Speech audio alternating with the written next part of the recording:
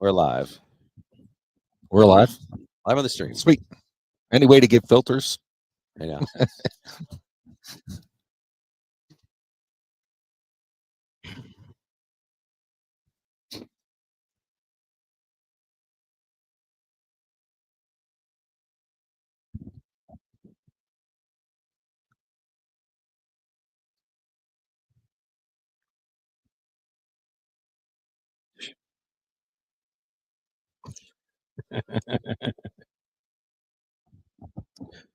Good morning. We thought we'd wake you up early here with the U.S. Open theme. I'm awake. You're awake. I wasn't, but now I am. Yes. It's another edition of Tee to Green U.S. Open weekend, Father's Day weekend. Thanks for being with us here. Tee to Green. We're at one of our home clubs, Pendleton Creek Golf Club here in North Tonawanda. Brian Koziel, Kevin Sylvester, PGA Pro, Jeff Meadis, Jeff Blank will be with us a little bit later on in the show. Evan DePasquale producing back in our Amherst studios. Yes, it's U.S. Open week. Yanni spinning those tunes. Is that Yanni? That's Yanni. I should know that. I'm a big fan. Yes. I love that theme. It gets me fired up for the U.S. Open. That's Yanni. It's Yanni. Like the long-haired guy. Yeah, okay. I mix him up with Zane Fear. Yes, that's what I mix those two up all the time. Yes, it's Yanni with the theme of the U.S. Open. Yes. We're excited to be here, Pendleton Creek. Tee to Green on the air here on WGR Sports Radio 550.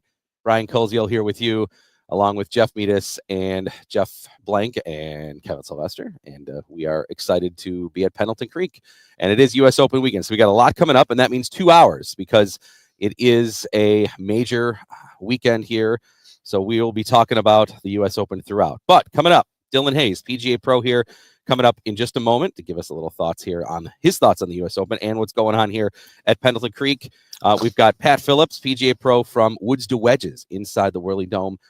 That's at 7:45. And hope you guys got your thinking caps ready. Oh, Tiger Woods, my answer. I got more U.S. Open facts and trivia. Love it. So I hope you're ready. So we'll have that coming up a little bit later on. And we'll be talking a little bit more about our Duster Putting Challenge, which is about a month away, July 18th at Glen Oak. We'll have that more information on how you can participate in that. Before we bring in Dylan Hayes, let's get one quick thought from each of you on what we've seen so far from the first 2 days at Oakmont. Jeff, it's playing hard. Oakmont is maybe the hardest course in the country, and it's living up to its rep. Yeah, it feels like a U.S. Open, doesn't it? The difficulty, the people grinding, just trying to get up and down from impossible spots and missing the fairways, very, very penal, and it's long, and it's got everything you kind of want. I watched Xander Schauffele play. It didn't look like he missed a shot, and he's 6 over or whatever it is, barely making the cut. Very, very difficult week, and we've seen some anger out there from a couple players that didn't comport themselves like gentlemen when they didn't play as well as they'd expect. But other than that, yeah, it feels like it's the best weekend of the year, by the way. Okay. Father's Day weekend and the U.S. Open. I may have a little different take. Do you? Did Oakmont go too far? I'm going to say yes. I listen, I want to see them. I want par to be a good score, but I need more than 10 guys under par, right? I mean, but it's halfway through. I mean, they can soften it up still, right? If they want, they're supposed to get some rain this weekend. Just cut the rough. Like you can have it 3 inches deep, not 6. True. And it's still just as difficult, probably. It's still just as difficult. The greens all slope front to back. You know, they're green speeds. You can't have two things, in my opinion. You can't have the fastest greens on earth and the thickest rough on earth. Pick one. Well, okay. Aren't they? I almost feels like they're trying to go back to the days when it was known to be just completely brutal. Just a brutal test for 72 holes. Well, it used to have more trees too, which made it. No, I mean the Open in general, because I felt like sometimes. All right, but difficult and brutal are two different things. I want to see difficult. I want to see a challenge. All right, and I want to see the guys who are playing the best, which you can argue, yes, they are, but I don't know. I just think they went too far. The USGA has had a history of going just a little too far. They push the edges. But the players, I haven't heard a player complain, though. Normally, like you hear, have you? I don't know. About the setup. I mean, they say it's hard. Listen to live mics during play. But you know what I mean? It's hard. They're saying it's hard, but is anyone saying it's unfair? I haven't heard comments about unfair. Yeah, I've heard hard. It should be hard. It's not. You can't say it's unfair because everybody's playing under the same conditions. So true point. Yeah, that part's fair. I'm just like, all right, like we have to have an Easter egg hunt when we all saw the ball land and fight. Like if it landed in front of this table, we'd be digging forever to find it. Yeah, Like, it slows up play. Brutal. yeah, look how slow play was too. Play is slow. For But sure. they had the stat. What was it? Hole 11. The Scheffler group teed off at like 8:07 a.m. and then they completed hole 12 at 8:51. Yeah, it's not fun. Tristan Lawrence, who was in obviously at the top yesterday, waited, they said, over a half hour to tee off on one of the holes. Yeah. I don't know if it's 12 or something like that. But They're going to be in pairs this weekend, so in theory, it should play faster. It should play faster. Should play faster. Right. Right. Yeah. Listen, I'm not saying I hate the U.S. Open. I'm not saying I hated watching it. I'm just saying, like, wow, we went from 0 to 100. Like, could we have it at 70? Well, they could cut that rough if they wanted. Yeah. And maybe they will because they did get a ton of rain overnight. But that also could make things softer. Well, they may not be able to get out there They to might cut not. it. It's tough to. Yeah, they were hand mowing with push mowers in the rough because they couldn't get in there with the big mowers. They had the old Briggs and Stratton Sears Roebuck yeah, model. it I looked got like in they there. went to Lowe's and bought like 30 of them. Yeah, we got to get Now, this done. Yeah. That all said, I'd love to play Oakmont. It looks awesome. I mean, and yes, every now and then you'd like a hard golf course and a challenge. Yeah.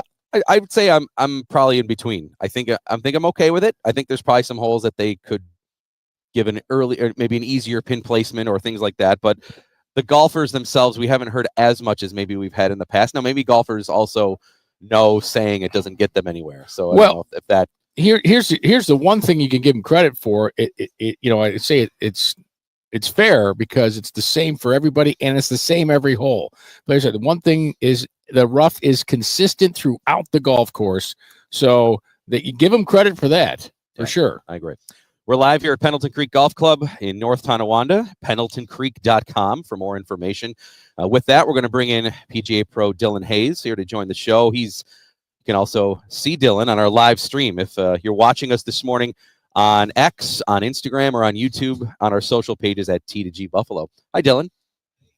Hold Whoops, we got to put his mic Now on. we After that great intro. Good morning, Yeah. gentlemen. Good morning. The engineer didn't show up here to push you off there, My so- bad. There we go. Happy to be on with you guys this morning. Yes. You were here bright and early setting up for the member tournament, which is going to be starting here in just a little bit. Yeah, we got our member. It's men and ladies. So we got a little over 120 players coming out. Breakfast coming in at 8 a.m. with a 9 o'clock shotgun. So Is it a 2-dayer? just a 1 day. 1 day? 1 day today. And we're doing a 2-person shamble format. So they go to the best drive out of the pair and then play their own ball in from there. How many drives have they got to use from each player? That was not determined. So, okay. if you have one guy that's hitting the driver pretty well, you could be in some good shape out there today. If it's not on the rule sheet. Yeah. Yeah. Okay. Yeah. So no restrictions as far as Wow, that that goes. is- We'll whoa. bring the big dog out. Somebody today. get Koziel to I- fill in today. I like shambles.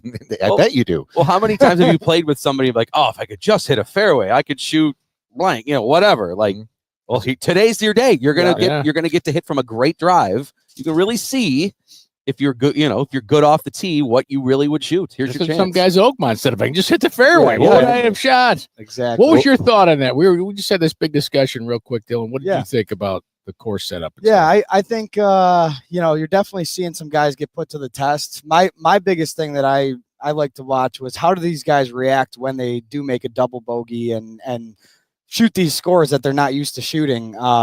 You see guys making the cut that are plus 5 or whatever. Plus it was. six was the cut line. Plus Yeah. 6. Yeah. You're not seeing that often. So 7 right now, it looks like. 7. Yeah. There, So by the way, Fell to 7. did They they get to- finish this morning? That's right. They had to finish. oh yeah. There's a couple golfers that still have to finish, but How miserable would that be? yes, it looks like though that 7 is going to make it. Wow. So Yeah. 8 over has some big names that are going to miss. Oberg's yeah. going to miss. Wyndham Clark, former champ. Lucas Glover, The former defending champions missed. champ. Cantlay, Cameron Smith, Mickelson, who we'll talk about here in a second. He's going to miss at 8. So there's a lot of players at 8. They're going to miss it just on the button. Dustin Johnson, who's the former Oakmont Open champion, plus 10. DeChambeau, plus 10. Disappointing week for him. Yeah. Ugh. Yeah, so to just kind of piggyback off that, I think off the tee, if you hit a good drive and you're in the fairway, you're going to have some good shots at the greens, and it just shows you how penalized you can be just by missing it off. You instantly go into more of a defensive mode when you miss the fairway and you put yourself in a tough spot like that. Okay, so didn't the USGA decide that we're going to pick one skill out of the 3 or 4 in golf, and we're going to highlight that to determine our champion, and that is accuracy off the tee, right? Golf is tee shots, approach shots, putting, and your wedge play around the green. They chose one to highlight, which, hey, that's their choice. Yeah. Well, they are working on pushing the ball back, and they're going full steam ahead with that. And maybe they're looking at all these bomb and gougers and thinking, hey, you're not going to bomb and gouge this week at Oakmont. Yeah. I think you're right. I think I'm agreeing with you. Yeah, I'm agreeing with you. So if they would have just, I will just say it. Say, listen, this year, U.S. Open, we have chosen to highlight accuracy off the tee. And the players know it. It's no secret. Right. You know that going in. Yeah, they know that going in. Yeah. All right. Sorry. Yeah. Statistically, the top putter on the PGA Tour is the one that's leading. And that's Sam Burns. Sam Burns, yes, who just missed a very makeable putt to win the playoff last week. Oh my God. Yes. Yeah. And he was steamed coming off the green. I was supposed to interview him, and then I was looking at him, I don't want to talk about it. Because he tried to make, in his credit, Ryan Fox hits this amazing 3 with the 6 feet for eagle, and he's got 35 for eagle. And if you're that person, you're thinking, I got to make this, right? And everybody's like, whoa, we ran it well by him. Like, well, he's trying to make it. And then he missed, and, Fox missed the eagle putt, and I think Burns was mad. But anyway, we digress. We had Dylan Hayes here, his opinion on the U.S. Open. It's not we digress, Kevin. I digress. Yeah, so just to see those guys get in a defensive mode as soon as they miss the fairway, or they, especially some of these shots where you have to try and get that, ball up in the air to get it to stop.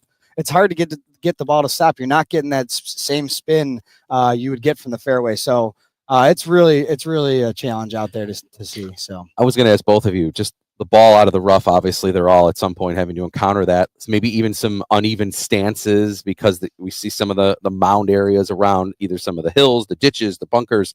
How do you know how it's going to come out? You don't. Like these guys are incredible of I got to carry it at least 50 to get it over this bunker, but I don't want it to go more than 70 because it's going to go off the back of the green. Like when that is sitting way down in that, how do they know that? You just assess your lie, and that comes through experience. I mean, you played a lot of golf in your life, and you've hit a million shots out of the rough, and you kind of have a feel for how it's going to come out. Does it always come out the way you envision? No. And is it sometimes hard to predict how it's going to come out? They're going to come out tumbling. They're not going to come out with the trajectory. These fairways are so tight and so perfect there that from the fairway, you can really, really control you're limited to how you're going to get it there. I don't know about you, Tim, but I just get in there and look at it and take a few practice swings as close as I can and try to judge it the best you can. And then I always want to go to the cautious side then, because people always go in there with too little loft because they want to hit it further out of the rough, and you need the loft to project the ball out of the rough. Right. And just to kind of touch on, lies and stuff like that. So if the ball is above your feet, you see that a lot. That's going to come out to the left naturally for a right-handed golfer if your ball is above your feet, and then vice versa. If the ball is lower on your feet, it's going to come out to the right. And these guys know that they have to hit ball first when they're in that rough. They got to get a little steep. Hosel. So if you're in the taller grass, to wrap around the hosel and twist the toe close, which takes loft out. So if I'm a righty, it's going to grab it and want to pull it to the left. And so you got to really work on keeping that blade open when you're digging into that rough. Otherwise, that blade's going to want to close on you. Now you put the ball. You got to have some strength to rip through there and keep your blade square enough to not have it shut down on you. Yeah, really, really tough conditions that we've seen this week here with some of the pictures. Go ahead. What did you think of, they asked some of the players, and I only saw Jason Day's response. What do you think the 18 handicapper would shoot at Oakmont? From the pro tees. He said a buck 50. 150 from the pro team. He said he goes a true 18 handicapper. He thought 150. Think about that. I don't think he's far off. And then he went on to explain. He goes, look, the 18 handicapper is probably hitting a big sweeping fade, instead of calling a slice. He goes, so he's going to be in the rough, not going to know how to attack the ball to get it out of the rough. So he's probably going to hit it across and all. And then when he gets on the green, it's going to be at least 4 whacks. Oh yeah. The putting because of the green speeds. Ping pong. So I was thinking about it. I'm like, man, it would add up fast. You could get to double digits on a hole pretty fast out there, and it wouldn't be that surprising to see an 18 handicap. Clearly, it would be well over 100, no doubt in my mind. Oh, way over. I'm pretty sure. Listen, my handicap index is 6.4 right now. I probably would not break 100. I don't think you would. I've seen you play. Okay. What a nice guy.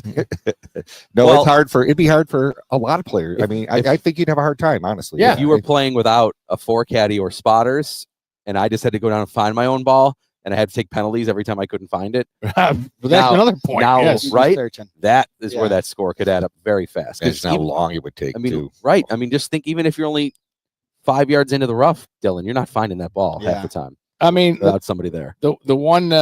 This is an amateur, right? George. I don't know how to pronounce it. I don't want to butcher it. Is it Dwang Mini? I don't know. He shot 89. Yeah. 89. You know, And he's at least a scratch player. This if is he's someone who qualified. qualified for the Right. U.S. Open and threw up an 89. Okay, which means he's probably a plus guy, So he's probably a club pro of some kind, or an and he amateur. finished 35 over. I don't know why my laugh. Yeah, no, I don't poor think guy. I'd be happy to kind of get it in under 90. I think if I was going out there, it looks hard. All right, let's talk about some of the other big names here. Let's start with world number 1, Scotty Scheffler. Yesterday did not have his best game, but shoots 71, 1 over. He is at 4 over, tied for 23rd. He'll be top 10 by the end of the day. Yeah. I was just going to Agreed. ask you, where do you think that too, Dylan? Agreed. Yeah. Up there with top 3 or top 5 to win it, and he's back, quite a few shots. So you always see him on moving day just go unconscious and just make a big move, and then who knows what's going to happen on Sunday. You got to expect he's going to be there tomorrow. Well, I think today's super interesting because it's very thin at the top. There's not a lot of people No. at the top, and then there's a ton of people just a couple over par, and today's the day. So, because here's the thing, and I see this, week in and week out when I'm working tour events, is when you get to Saturday, you get to the weekend in the final group, the pressure. It Yeah, just yeah. it grabs the players, and there's just more attention. I saw it with Cameron Champ last week, right? He played 8th alternate, gets in the field, he's leading after 2 rounds, like he's just freed up and play, and then boom, you're in the final group on Saturday. You got 5 cameras out there following you, got announcers following you. Yeah, you're like, I was the only announcer following him the first 2 days. With PGA Tour Radio, that boom, all of a sudden all the attention's on him, and And Yeah. amplify that for Yes. the U.S. Open. then now you got the the nation's championship on the line. Yeah, The your U.S. nations, Open's yes, like yes. they're nervous. Sam Burns, the guy's won 5 times. I'm telling you, he's gonna have some jitters today on Oh, that yeah. first tee. Oh, I agree. And You know, should. That's what you're playing to get into that position. Yep. Yes, Absolutely. All right, let's talk about world number 2, Rory McIlroy. He did finish strong yesterday, so he'll be playing the weekend. He's tied for 45th plus 6th. he will not be top 10 by the end of the day. He has been, so I think, surprisingly, Kevin, in a foul mood ever since he won the Masters. I know he still seems to be bothered by him being called out for the driver not conforming thing. He's brought that up a few times. Again, both days after his round, just declined to speak with the media. I know that's been a topic that's been all year on the PGA Tour. Guys not wanting to talk to the media after maybe not having their best day. Have you met all And the then media guys in the media center? Kevin, you're very friendly. I would assume everybody. I'm not in the media center anymore. And then so. you've got two instances yesterday, at the very least, that are highlighted that I would say doesn't put Rory in the best of taste. Throws his club on a par 5 when he can, doesn't advance it very far, and then on a tee shot, doesn't like the result of it and smashes a tee marker. It's not. I don't think it's a great look for a guy that's he's one of the faces of golf in the world. So I was talking with another commentator last week, having over a cup of coffee before we went out to work. I got his thoughts and said, "Hey, what's your opinion on Rory?" And because a lot of people thought when he won the Masters, hey, he's freed up. Look That's what I out. thought. Yeah. How could you not be in the best mood of the ever, yeah. right? And I thought the opposite. I thought, the edge is gone. He had this edge to accomplish that career Grand Slam. And so I thought that edge was taken away when he won. Like, finally, this huge weight's lifted off my shoulder. Like, the drive just isn't there. And he could say he still wants to win. Of course he wants to win. But I'm just saying subconsciously there's something taken away. And this got turned other off. commentator was like, yeah. He just said, listen, like, if you work something to accomplish, you figure, all right, now what? Like, what's next, right? Yeah, he's got to reset some goals for himself right now, and he probably doesn't have a set. Yeah, I probably need 6 months off, to be honest with you. I agree with you. Get the hell away from it all, decompress, like, start again next year. Yes. Yeah.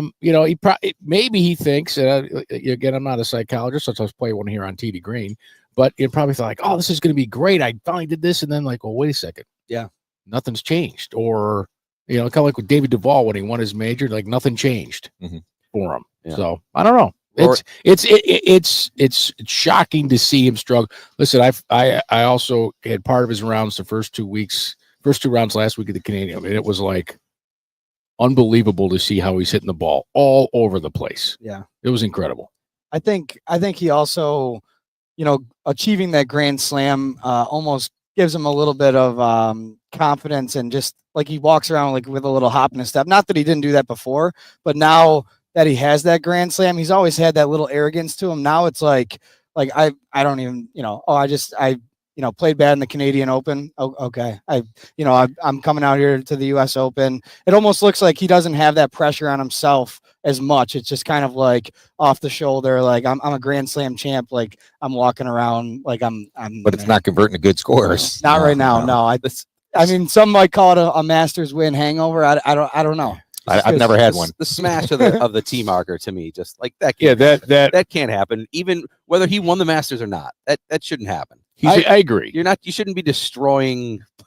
I understand in the grand scheme of things, it's a tee marker, but like the symbolism that you have, you are, whether you like it or not. We say this all the time with professional athletes. Like Rory, that clip, which went viral yesterday, is going to be watched by a whole bunch of kids that idolize and look up to Rory. And how many tee markers are going to get broke by kids today thinking it's funny? No, seriously. Because they see it and they think they don't understand. Yeah. Right. Here's another little theory on this, like on the media.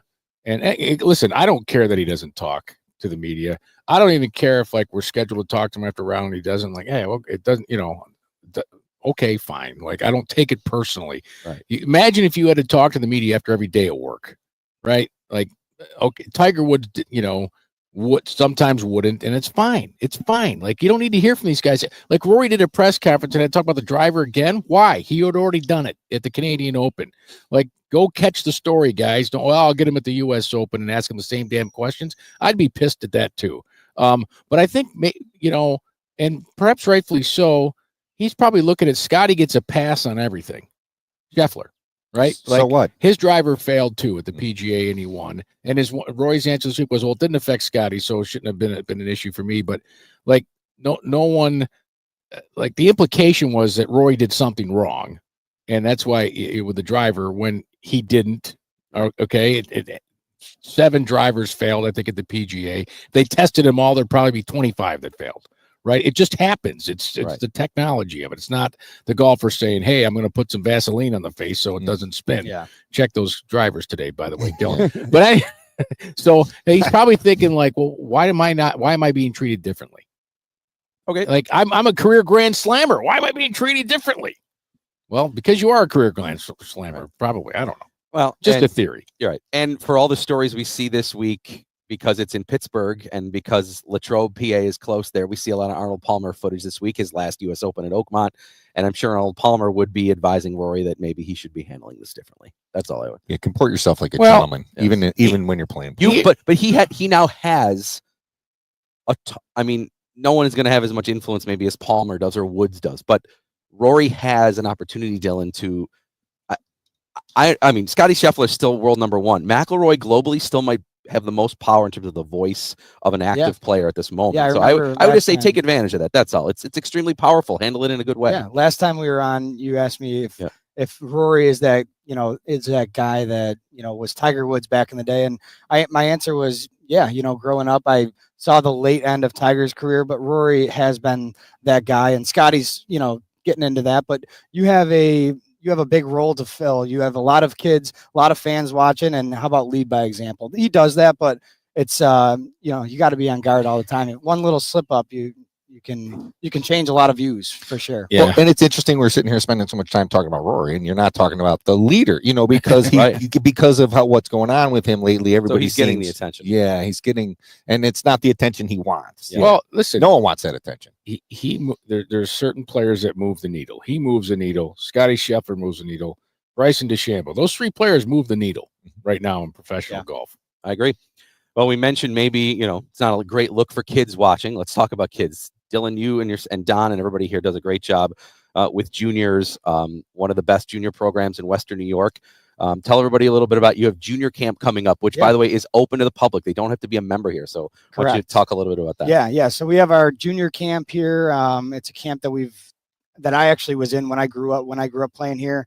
So it's a great camp that we run here. It's me, Don Schneider, who's our director of golf here, Ben Colby, who's our first assistant, who's also in the PGA program, and then yourself, and we have some other coaches that help out. But we have a players division and a golf 101 division.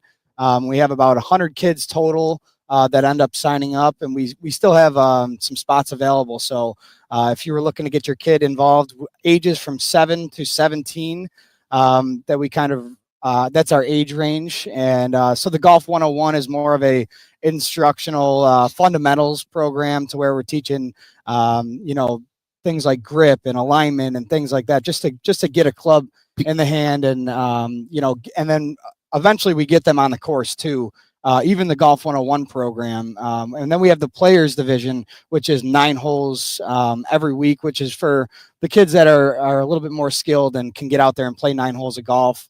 And we have age brackets, and it's great for all kids. It's rare for a private club to let other non-members come in, which is great, and I think it's awesome that you do that. So if you're, this is an opportunity. If you've got to get out at a real nice place with real good PGA instructors, like you said, posture, grip, and alignment, PGA, right? And to get to play 9 and to get to be around other kids, if you want to get your kids, that's the way to get them going. Get them in a nice, fun program. They're going to have a fun time. Absolutely. Is lunch still included? Yes. Yeah. So that's why Brian volunteered. I knew that was where that was going. Yeah, we do have a lunch. Just because I'm elbowing the kids to get to the chicken fingers first, you didn't have to bring that up on air. You guys all done. Yeah. Coach is going in now. Man, everybody loves chicken Coach fingers. is first, kid. I know. Yeah, but we you've heard of the first tee, it's first me. All right, sorry. Yeah, so it's great to see all the kids get together, and it's like you said, it's fun. Yeah, it's junior camp, and you look forward to it. I know a lot of kids during the summertime, it's their time to sleep in, they're away from school, but it's worth it in the summertime to get up and go to the golf course with your buddies. And it's open to girls and boys, so there's a lot of girls in the program. And we open it up to membership first, but now we are open up to the public. And if you'd like to get your kid involved, we'd be happy to do that. It's a great day. And to speak on Dylan's behalf, because I get to witness it every week. You guys make it fun. You get him on the golf course, which I know, Jeff, that's you first value. and foremost, most important thing. Yeah. That's the most important thing when you get people into golf. Yeah, that was the first thing, Jeff, I know you did with my kid. 2 things. You made it fun, and you got him on the course. And I was like, those are the 2 things that suck him to want to come back. Yeah, those are important things. Yeah, it is. And everybody wants to get kids into the game, because it's Father's Day weekend, right? Yep. And what's more fun than playing golf with your kids? Like, how many parents are going to get to play golf with their children tomorrow? It's going to be an awesome day, and then you get to watch the U.S. Open. Yeah. But getting your kids involved, and I recommend. I mean, I'm into this, and I'm into teaching, and I'm into teaching juniors, and I love what they do here as far as how they operate their junior program. It's impressive, Dylan, on a Wednesday morning in the summer that you and Don and the rest of the guys are up on the green here, and we got 100 kids lined up on the green, like at 7:30 in the morning. Pretty cool to see. It's pretty sweet. It really is. Definitely. How do they sign up, Dill? Yeah, so you can find a registration form on our website, pendletoncreek.com, or we have applications registration in our pro shop. Just give us a call, or just shoot me an email, Dylan at Pendleton Creek. We'd be happy to have your kid sign up. We also have a PGA Junior League program here, a 13U team and a 17U team that over the years has been very successful. That's more of like a travel team for our junior program, and we play against all the other clubs in Buffalo, and that's grown to be very successful over the years. So definitely a junior friendly club here, and it's all about growing the game. I agree. Also, if people want to come and listen to some great music, I know that's something that you guys have been having a good summer start with that. Yeah, absolutely. So we do live music on Wednesdays and Saturdays throughout the whole summer. For example, this past Wednesday was great to see. We had a beautiful night. Actually, we have PGA Junior League practice every Wednesday, so we had Junior League kids out there. We also had a putting clinic going on our putting green. And then we had New York to LA, which is a band here in Buffalo that had the place rocking, and the whole place was it was so great to see how active and just Pendleton Creek flourishing. It's Dual trio split, right? yeah, We're gonna replay the show here. I'm sure everybody will love that. yeah. There we go. They could dance to the bumps. Yeah, absolutely. But Yanni is our underscore. That's right. Actually, Don Schneider, I got to give him a shout out. He's a drummer. Some don't know that, but I didn't know he's that. a PGA pro. He's my guy that I've kind of looked up to, but he is a drummer, and I actually went and saw him perform for the first time a couple weeks ago, and he's got some serious games. What's the name of his band? It's called Fog. Fog. Yeah. Okay. And I don't think I should say why, but I'm gonna. That's I have okay. an You don't have idea. to say why. Yeah. But Awesome. Fog is the name. Nice. If people want to hold an event here or party, I know you've got the pub that's open to the public, Yep. patio, and the cabin. Yes. So how can Yeah. So we have this is a great place for parties, for like showers and birthdays. graduations? Yeah, graduations. Anniversaries. We have all that our stuff, yeah. Long Acre cabin. That's kind of like a nice private spot that you can have like 30, 40 people. And then we also have our outside patio, which is kind of connected to the bar here. So yeah, there's a great opportunity to do that. I just did a 30th birthday party for one of my good buddies. We had all of our friends and family here, and it was great. So it's a really good spot to come together. And weekend breakfast, we had it last time after our show here. It was good. Yeah, we got the breakfast going on for the member. Everyone's Talking big about food into it. again. I know. Yeah. Actually, you guys will probably get a little drag of that after the show, if I'm not mistaken. A little drag of that. I think love so. I'm going think to take so. a to-go plate. I got a 9 a.m. tea time, and we're Oh, on that till is 9. true. We're on till 9. That works Hey, well. guys, I'm going to be late. That's right. Well, Dylan, thank you so much. You got to pick who's going to win the U.S. Open here? Yeah, I will. So Here's my guy. Here's your board here if you Yeah. want to look. So I'm a big Victor Hovland fan. I love Victor Hovland. I actually, when he was making a run with Brooks at the PGA Championship at Oak Hill a few years ago, I really was pulling for him, and got to see him on the range when I was working the event, and it was just so awesome to see. He was a real good guy. Acknowledged me, him and his caddy. Like I've just always been a Victor Hovland guy. To see him in an opportunity like this, and he actually started off the tournament +3 or plus. I think he got up to +3, and he bounced back real hard. And I love to see the fight out of him. So I'm going with Victor Hovland this weekend. Yeah, he hasn't shown much for him this year. It'd be out No. of the blue. That's No, for yeah. sure. He's changed coaches, caddies, done a Well, lot of different things. He But did win. He won the Valspar. Oh, he did. That's right. I Yeah. forgot about that.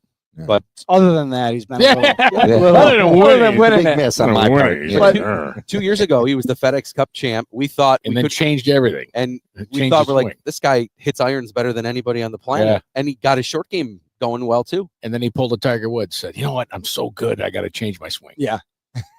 Yep, and then it's been an up and down roller coaster. Hey, you're always trying to get better. You never know, right? That's Yeah. Well, Dylan, thanks for having us here, Hey, always a today. pleasure, guys. Appreciate good luck with the member. I know you got to go get ready. PendletonCreek.com for information if you want to get your junior involved in the camp, or if you want to set up an event here, a party. Come by on their music on Wednesdays and Saturdays, and you just want to come in and say hi to Dylan or Don or everybody else here about maybe becoming a member too. Absolutely. You can do so here. And to all three of you guys, happy Father's Day this weekend. Thank Tomorrow's you. going to be Thank a you. good day. Dylan was actually just out here playing last week, so it was nice to see Dylan Sylvester out here. He didn't hit anybody, did he? No, he was ripping. He had the John Daly He's swing got the going. John Daly swing. It's Oh, yeah. unbelievable. Yeah, it was great. So just want to say happy Father's Day. Hope you Thank guys you. get to spend some time. Amazing. He's got that swing with wedges too, and he pulls off some. He pulled off a shot in the Junior League match at Park through pine trees, and I'm watching it. I'm like, he's not trying the shot, and he pulled it off. He goes, "Dad, I had a window like this." You And saw he it. puts his hand. You saw You it. saw it. But that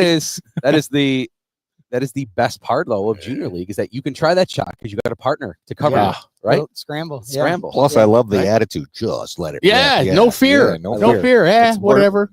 Fun way to play golf without fear. Yeah. You don't have that at the U.S. Open. You're tight on Yeah. every shot at the U.S. Open. I agree. Absolutely. Thanks, Dylan. All right, gentlemen. All right. Always a pleasure. Appreciate you Good coming luck on. today. All right, back to work. All right, See you go guys. back to work. Yep. Dylan Hayes, PGA Pro here at Pendleton Creek Golf Club. Again, pendletoncreek.com.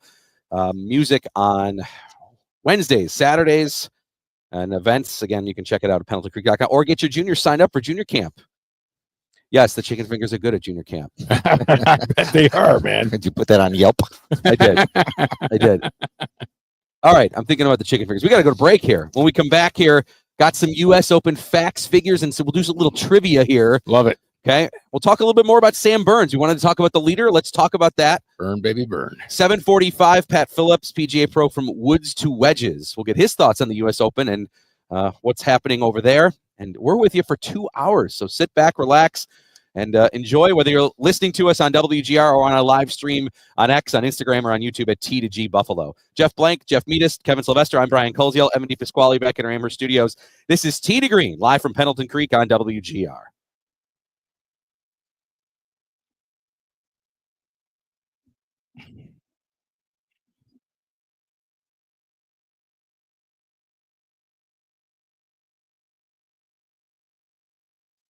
Good bump, Ev. I like that one.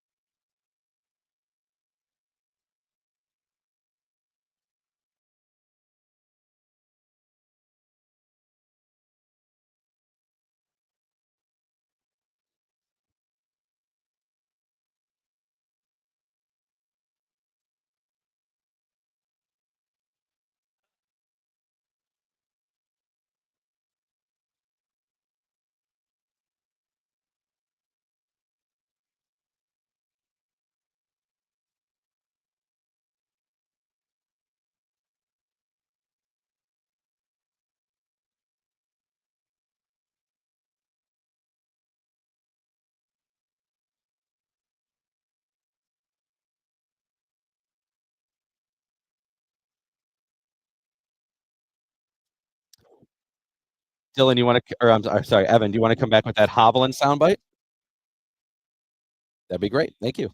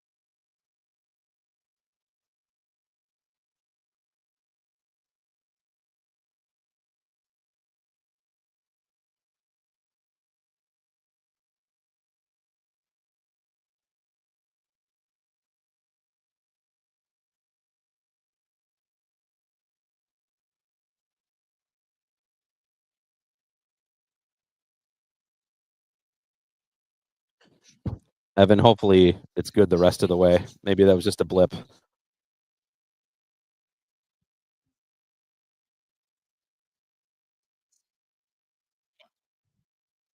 Yeah.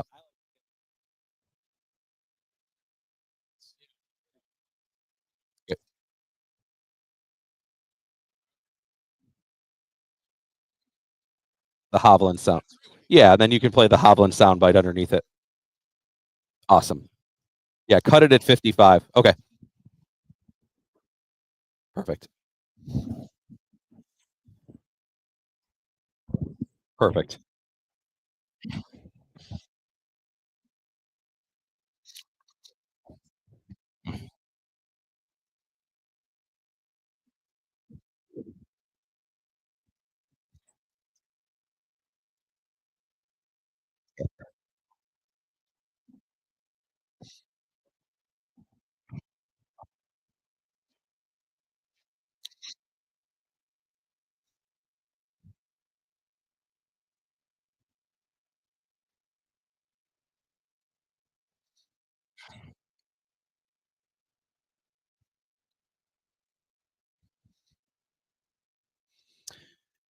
That is Victor Hovland, the Norwegian, 2 off the lead. He'll be in the second last pairing today with Adam Scott, who impressively, neither round has been over par. Scott 70-70, both days even. Hovland -1, JJ Spawn -2, and Sam Burns is your leader at -3 after shooting a great 65 yesterday. We bring you back here and welcome you back. Tee to Green, live at Pendleton Creek Golf Club. Brian Coleshill, Kevin Sylvester, PGA Pro Jeff Meadis. Jeff Blank's now stepping in here as well. Thanks to PGA Pro Dylan Hayes for joining us last segment for his insight on some of the U.S. Open, as well as information on Pendleton Creek, which you can get at pendletoncreek.com. Okay, that's Hovland there. As we get into our West New York PGA tip of the week now, brought to you by the West New York PGA, which has one goal: promoting and growing the game of golf today, tomorrow, and beyond. So Hovland, in that soundbite, Jeff, was talking about greens that are actually sloped, where the front of the green's actually at a higher elevation than the back, pitched front to back, which I guess it's peculiar around here. A lot of push-up greens. Yeah, most greens around here, it's pitched where it's higher in the back, where you would think the green would be more receptive. So he talked a little bit about that, and of course, pin placement's very challenging there. So I'd love to get your tips, because there are greens, and and I'm thinking of places even that maybe have a little bit more elevation change. I know Gowanda has some holes like this, or some of the ones down in the southern tier, but there are definitely some holes where it's pitched where it's actually the green. So how do you handle an approach shot like that? Because Hovland was saying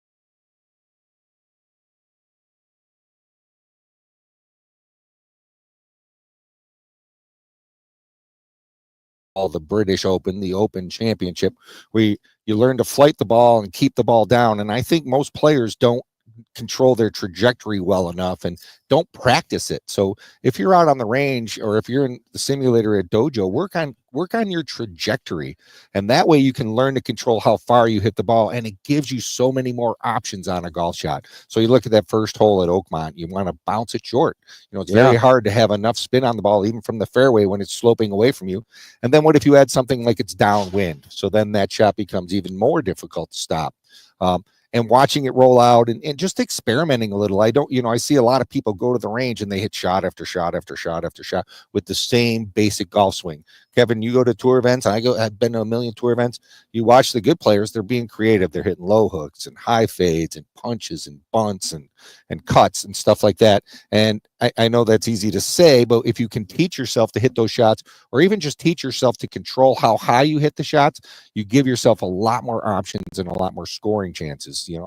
I don't know if it was heard, but I played Oakmont and I hit 190 into the first hole. My caddy said landed 35 yards short and left. I'm like, because I'm not hitting a 9-iron. So I landed and it rolls up to an inch. I'm my course record pace. Boom, didn't work out that way as I said, but you use the contours to your advantage too. So if it's downslope, hey, that ball's going to kick forward. You have to be aware of what's in front of the green, obviously, but the visualization and the creativity, I think more people need to practice being creative. That's why we talk about using 3 or 4 clubs and going to play around instead of your whole bag once in a while. You have to hit golf shots. Correct. That's an easier way to say everything. Yeah, that's what you're describing is hitting a golf shot, not just bomb and gash it, as we talked about earlier. And that's certainly important. At Lancaster, we have to do that. Hole 2 and 8, where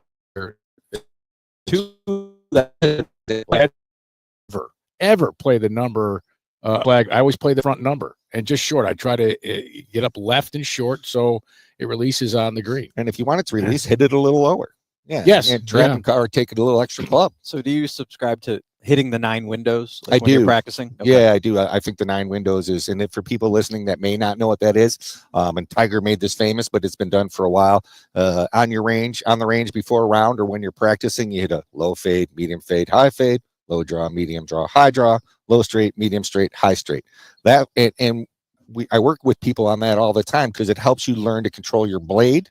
So where your ball's going to curve. So if you don't know which way your ball's curving, or you can't curve it the opposite way. So if you can only hit a fade, you need to practice hitting some draws so you know how to hit the opposite shot. If you can only hit draws, you need to learn to hit a fade so you kind of find the middle that way. And then learning to control the trajectories, it just adds so much to the swing because there's not one swing in golf. Every time you swing, it's a different swing on the golf course. All right, good advice there from Jeff Meadis, our PGA pro. Again, Western New York PGA. To get your junior involved, get yourself a lesson, find your local PGA pro, wnypga.com.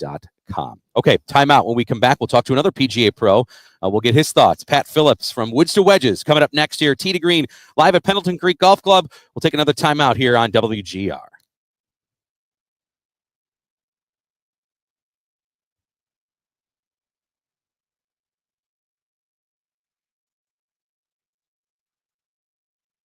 All right. Good job on that, Evan. I mean, if it lasts that long, you should definitely cut it. So that was good.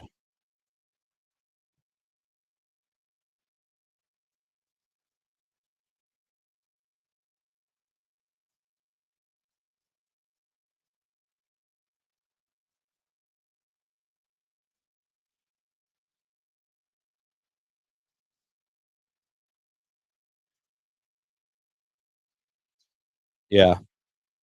Well, I took a few devices off of. We have like 6 devices right next to this here, so they're all on the Wi-Fi. So maybe I took a couple off. Hopefully that'll help. Was the rest of that segment okay?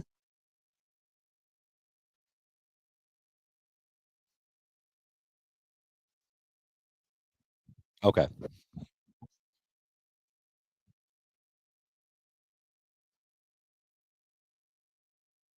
Nope. I'm gonna get our. Nope. I'm gonna get our guests on right now, so that'll be good. Okay, hold on. Let's make sure this is set up right.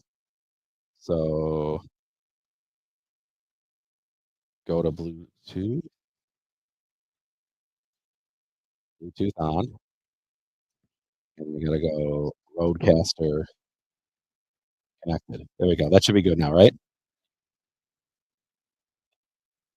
Yes, the speaker needs to go on that.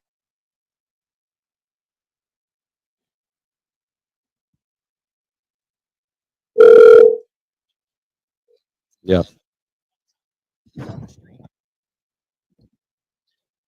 Pat, it's Brian. Good morning. How are you? Good. We're going to put you on hold. We'll get you on in about a minute. Awesome. Thank you. Next segment.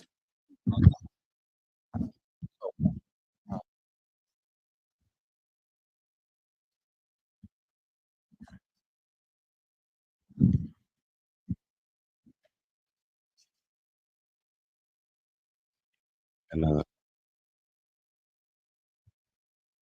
thank you. You can just come back with a regular bump here. We'll use the next soundbite, next segment.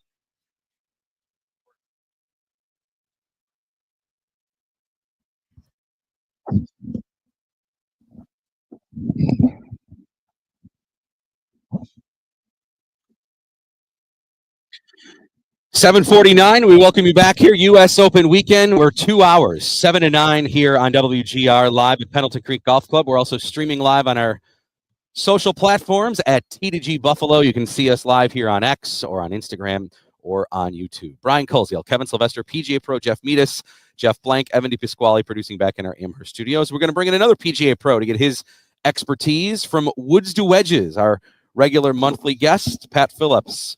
Pat, good morning. How are you? Good morning, guys. How you doing today? We're great. Happy U.S. Open weekend. From what you've gotten to see over the first 2 days from Oakmont, what has been your biggest takeaway so far? It's not happy U.S. Open to them, those guys, right? I mean, they're getting. I just was watching some highlights here, and I watched Justin Thomas 4-putt green, and then Jordan Spieth just take a full swing out of the rough and hit about 5 feet. So I can't imagine it's going to be any better today because they had so much torrential rain yesterday. So this is going to be brutal for them.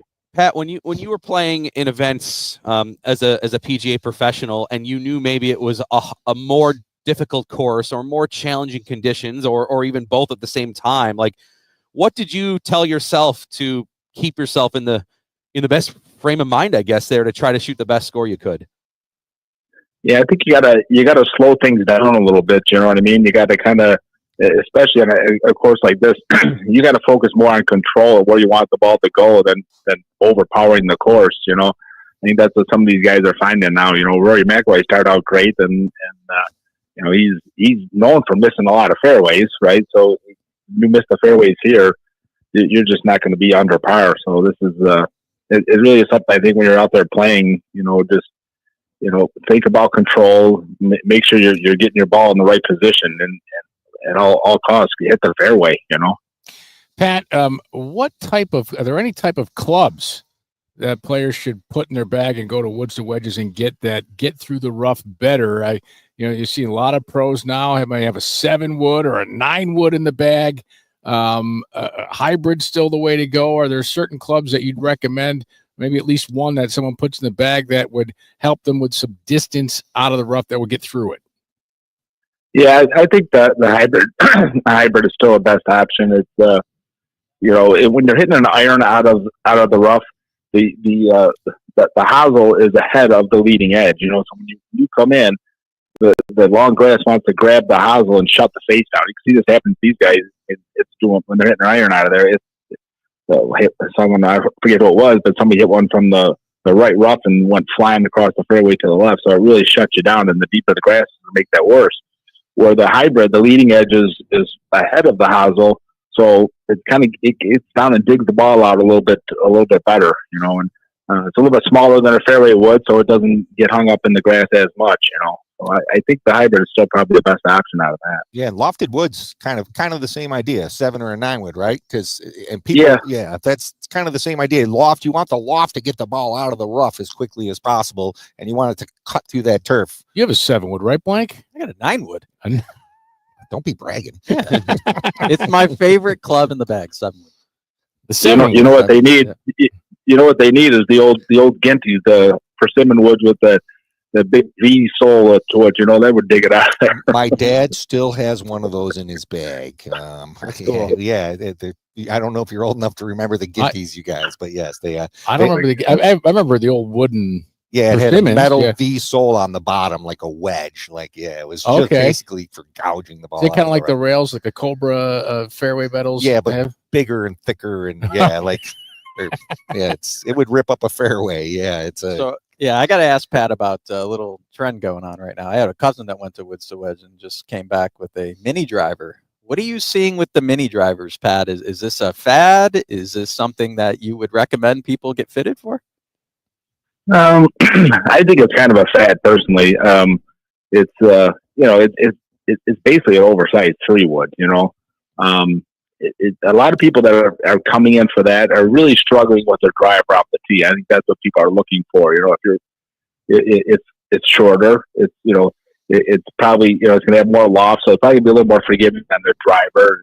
And so I think that's what the attraction is. But to hit those off the ground is still kind of like hitting a driver off the ground. You know, it's the center of gravity is still up a little bit higher, and so we don't see a whole lot. I mean, we've sold a few of them, but it's not the biggest thing going, right? I mean, I think the zero torque putters that we have in the shop now are hotter than anything. You know. Yeah, for sure. Pat Phillips from Woods to Wedges with us here, joining us, Tee to Green live at Pendleton Creek Golf Club.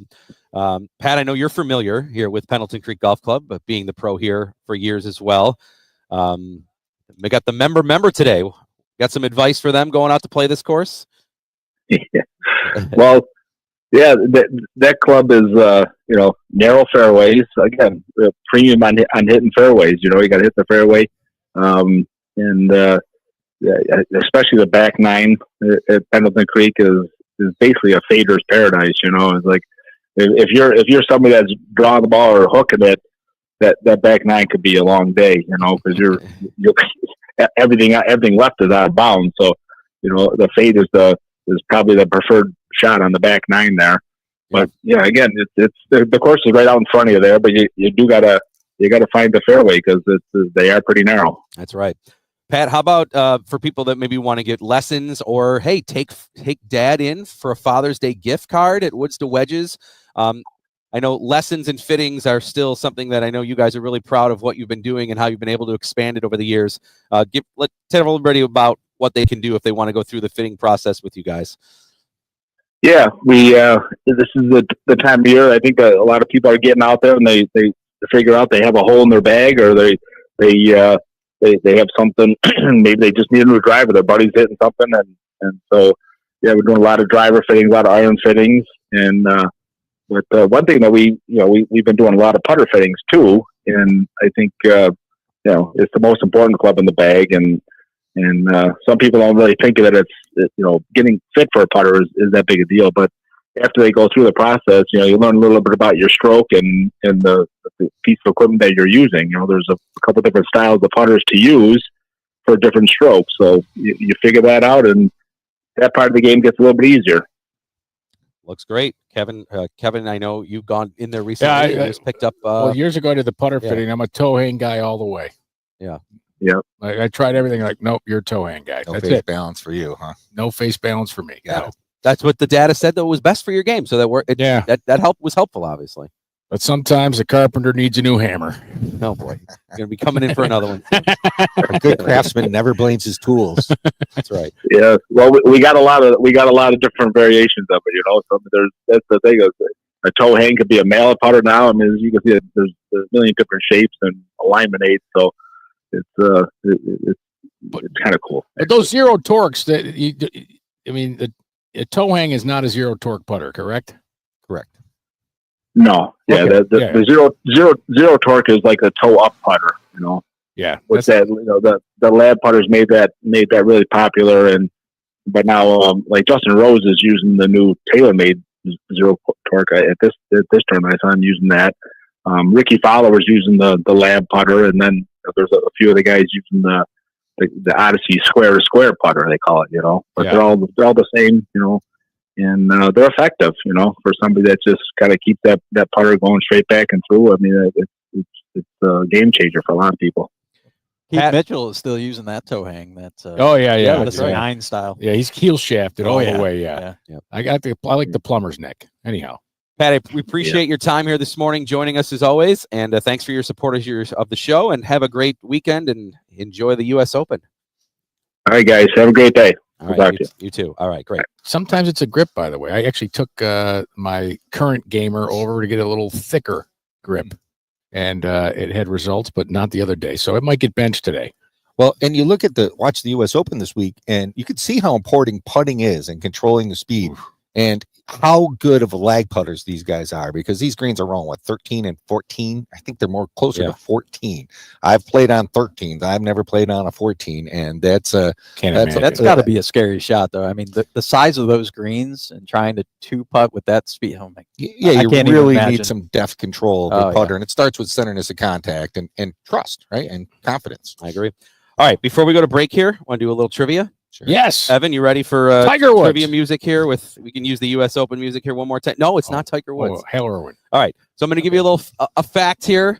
So the 1912 U.S. Open, of course, was held in Buffalo. Buffalo, yes. At that time, called the Country Club of Buffalo. We now know that land is now Grover Cleveland Golf Course. Grover. So it was the only U.S. Open in history that had a par 6 in the history of the event. At that time, the 10th hole at now Grover Cleveland, it was a par 6, 606 yards. We, of course, know the equipment back then, 606 yards. They needed it to be a little bit longer. So a par 6. So anyway, John McDermott won that event in 1912. In 1911, he won. So he won back-to-back weeks, 1911, 1912, to become the youngest winner ever of the U.S. Open at age 19. Wow. The great movie, of course, Francis Ouimet, he won at age 20 in 1913. So you had McDermott in 11, McDermott in 12 in Buffalo, and then Ouimet. I remember. So McDermott won 13. something in Buffalo. Sorry, someone had to say it. Oh. Just kidding, guys. Didn't Wow. Metis finish runner-up in that? Yeah, He did. I was there. So here's the question. McDermott's the youngest at age 19. Who's the oldest to win the U.S. Open? That's a very good question. I'll let you think. Is it for a few recent seconds. times? I'll give you the clue. Because I want to say Hale Irwin. But Okay. You nailed it. Yeah, I was going to 1990. say that was. Before. You said it before he asked the 1990, question. Hale Irwin at the age of 45. So we got to explain for the I was listen- Kreskin there. I gave the answer Yes. before the question. the listeners on the radio. Kevin literally got off his seat and did a fist pump with that one. Oldest two winners, Irwin in 90 at age 45, Ray Floyd in 86 at age 43. And the two youngest, McDermott at 19 in 1911.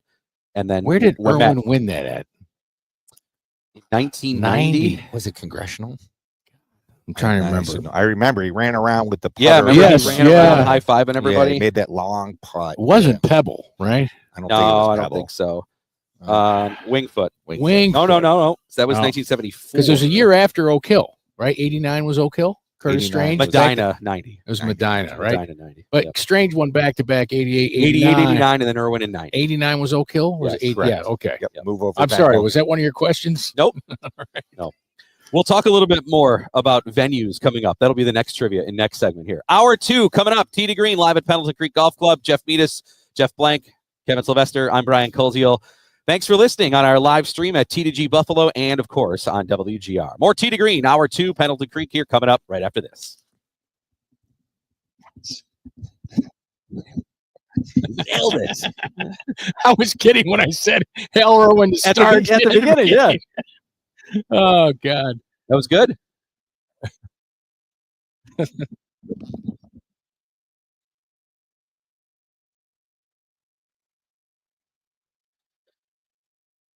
All right, Evan. Let's come back with the Scheffler soundbite, please. Awesome.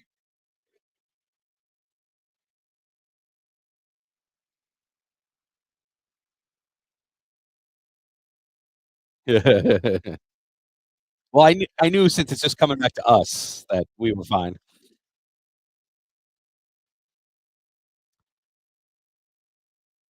Okay, how long are these breaks now that it's not us anymore? Are they shorter or are they longer? This one is ours, yes.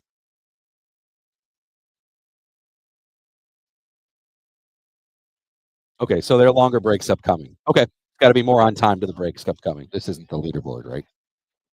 Now we'll do leaderboard like at 8:30. Yeah. Yeah, Scheffler coming back here. Thank you.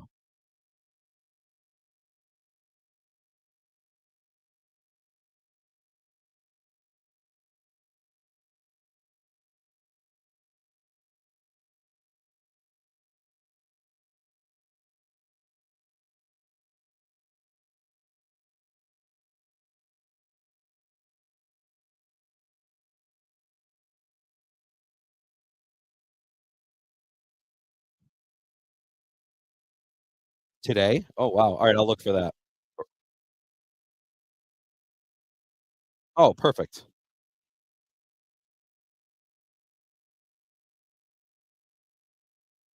Thank you.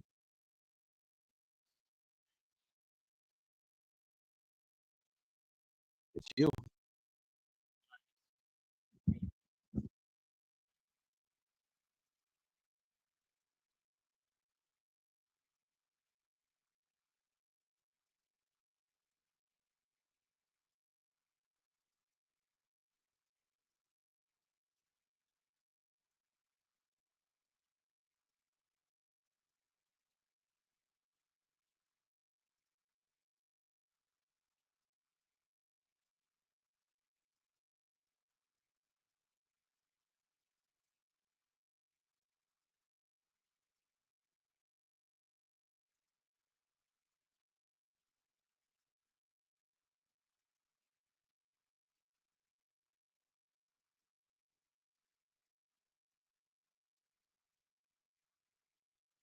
That's around the country. I travel. Like, there's no games anywhere unless you got a major league team in town. The app. Yeah, I'm like, what happened to? Right.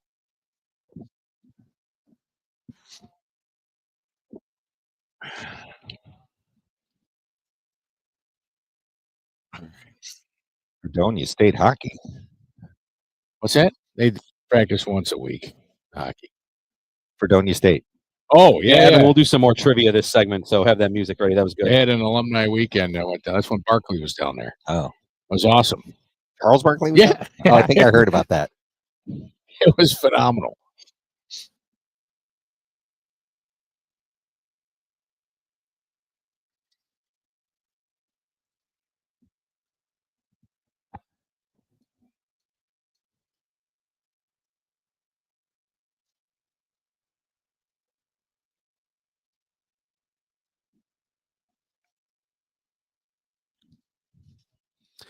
That is world number one, Scotty Scheffler. He's T23. Listen to that attitude, though. I love it. Oh, Yeah. Four over, he 73, 71. And not a lot of proven names, Jeff Meadis, in between him and the top. His good buddy Sam Burns, who's the leader right now at -3. If you look at the betting odds, Scheffler's still inside the top 5. So people are still believing he can get it done. And he fought his swing yesterday, Jeff, and still managed to shoot a very good 71. Grinder. Yeah, he's just a grinder. Takes pride in every shot he's hitting. And you're right there. It's a little thin up at the top of that leaderboard. I mean, 10 shots is not, it doesn't feel that far, even if you were 10 shots back, but it doesn't feel that far this weekend. Let's look what happened last week at the Canadian Open. Like Sam Burns came back from, he shot at 8 under 62, finished an hour and a half before everybody else and was in a playoff, right? And Ryan Fox finishing up winning that playoff on the 4th extra hole. Today, going in, when you're down that far, if you're in the top 30, you're in it today. Like I would say tomorrow, I don't think an 8 under is possible on this golf course, right? So you've got to get yourself inside the top 10, top 15 today, in my opinion, to have a chance at winning this golf tournament tomorrow. I have Johnny Miller. What did he shoot? 63 in the final round, but I think the course is harder now. Well, a little different, yeah. But yeah, I think he's got a chance. I don't think anybody who's within 6 or 8 anybody within 6 or 8 has a really good chance still right now. I think. Yes, absolutely. There's a guy on there, and people. Did I mention this last week on the show? I thought Ben Griffin had a good shot this week. because he's playing great golf. And He he's hits it even. far enough, and he's even par. Yeah, he definitely has. And no one's talking about Ben Griffin. Yeah, he's playing great. He's lately. playing great golf this year. He's won twice, and he probably got great experience competing against Scheffler. He put that little charge on at the Memorial. Like Ben Griffin's got some mettle to him now. Yeah. And Koepka's the other guy that Koepka's interesting. Yeah, I think Koepka's going to work his way to the final group tomorrow. I really do. I mean, the guy's a 5-time major champion. He knows what it takes. He got his butt kicked by Basically his coach. said his coach ripped into him. Yes. Kind of reset him. Yeah. I heard that interview. JT had to go and ask if he was, doing okay in the bunker. Yes. Yeah. Well, hey, you know that's what? coaching. That's Yeah. what you do That's as a coach. right. Yeah, you don't like. I'm a coach. I don't tell people what they want to hear. I got to tell you what's going to make you better. That's the job. I agree. Now, Scheffler today, who was just having a little trouble hit fairways, may get some help with the weather. The USGA actually just sending this information out. This is to spectators, but this is going to obviously tell us how the course is going to play. This is from the USGA. It says, due to significant rain overnight combined with the historic rain experienced in the weeks leading up to the championship, the grounds at Oakmont today are extremely wet heading into the third round. It said, while the golf course handled the weather well enough that conditions will be allowable for play today, the areas outside the ropes are very saturated, and they're telling people if they actually don't want to come today, they will offer a full refund. They must not want Which- too many people there because they're going to create a mess around the periphery. It's Yeah. going to be a mess. So they just said we're making all ticket holders aware of these conditions on site. So if maybe you're listening and you're going tomorrow, 'cause obviously we know people from Buffalo area are going to this.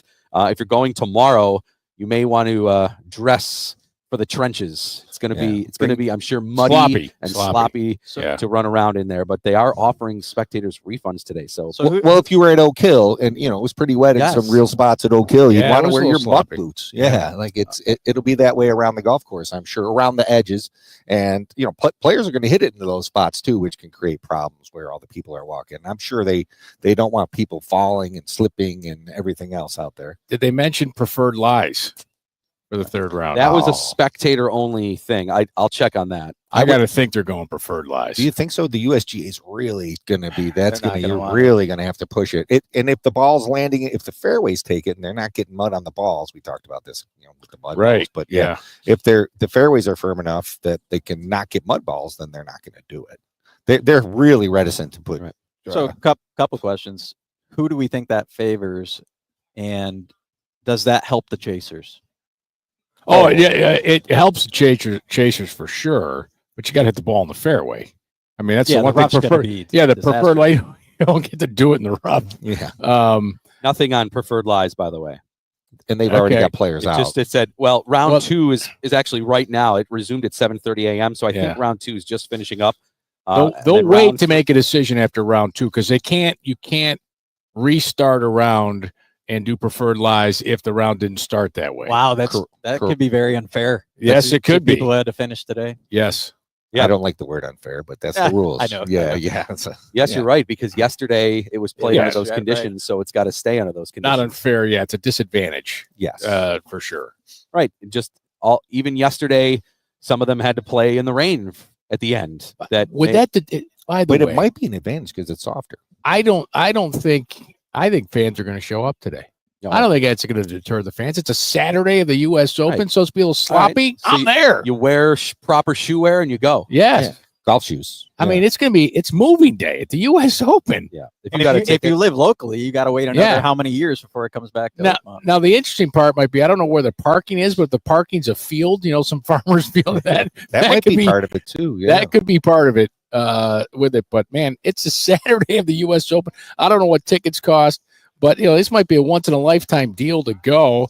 I understand why they might have put that out there, but if I had a ticket, I'm going. The week passes. The guys that have the week passes, maybe this is the day day of the week they'll stay home and watch it on TV is what they're hoping. But this might be the best day. Oh, I know. You think about it. I would be going. Yeah, I'm definitely. I agree. Now, question is, when is round 3 going to start? It's going to be 9 a.m.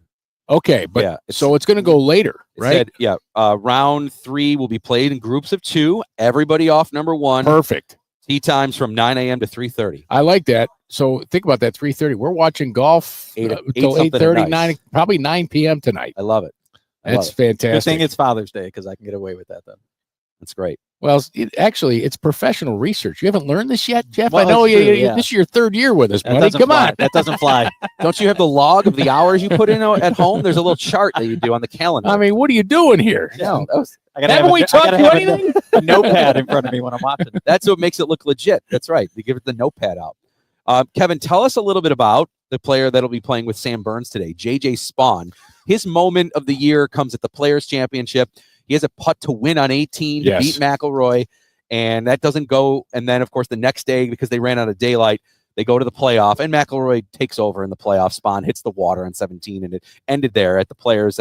But Spawn's had a really nice year. Give us a little background on Spawn for maybe those that don't know a lot about him. Well, JJ Spawn is a very good ball striker, in my opinion. He's won before. He won the Valero Texas Open a few years ago. His breakthrough moment. He's a player who he had misdiagnosed, and Blank, you could maybe speak more on this perhaps, but he was diagnosed with diabetes, but they had the wrong type initially, right? So he's on the wrong medication. And then he went back, something's just not right. And it's like, oh, you're not type 2, you're type 1. And so they got the correct medication for him, and it changed his body and the way he was feeling. And all of a sudden he won and has become, he's a really good player. And this is the part about the depth of the tour. Like, so who's JJ Spawn? And I'm like, well, you ask the players, they're like, JJ hits the ball great. And many weren't surprised that he performed well at the Players. He did have a chance to win. He hit a great putt, I thought, on 18 to win the tournament and came up a foot short, right? And I can understand why he didn't hammer it because it's passed and then you're out of the playoff. But he hit a great putt. Sometimes the good ones don't go in. I think if the playoff happened immediately, because they had a weather delay at the Players on that Sunday, typically they go right back out on Sunday. It's a 3-hole aggregate. I think he would have been better off than sleeping on it and having to go out there to play Rory McIlroy on a Monday in a 3-hole playoff, which is what, by the way, which I'm advocating. And I've said this to a few people. Hey, let's put lights up on 16, 17, 18.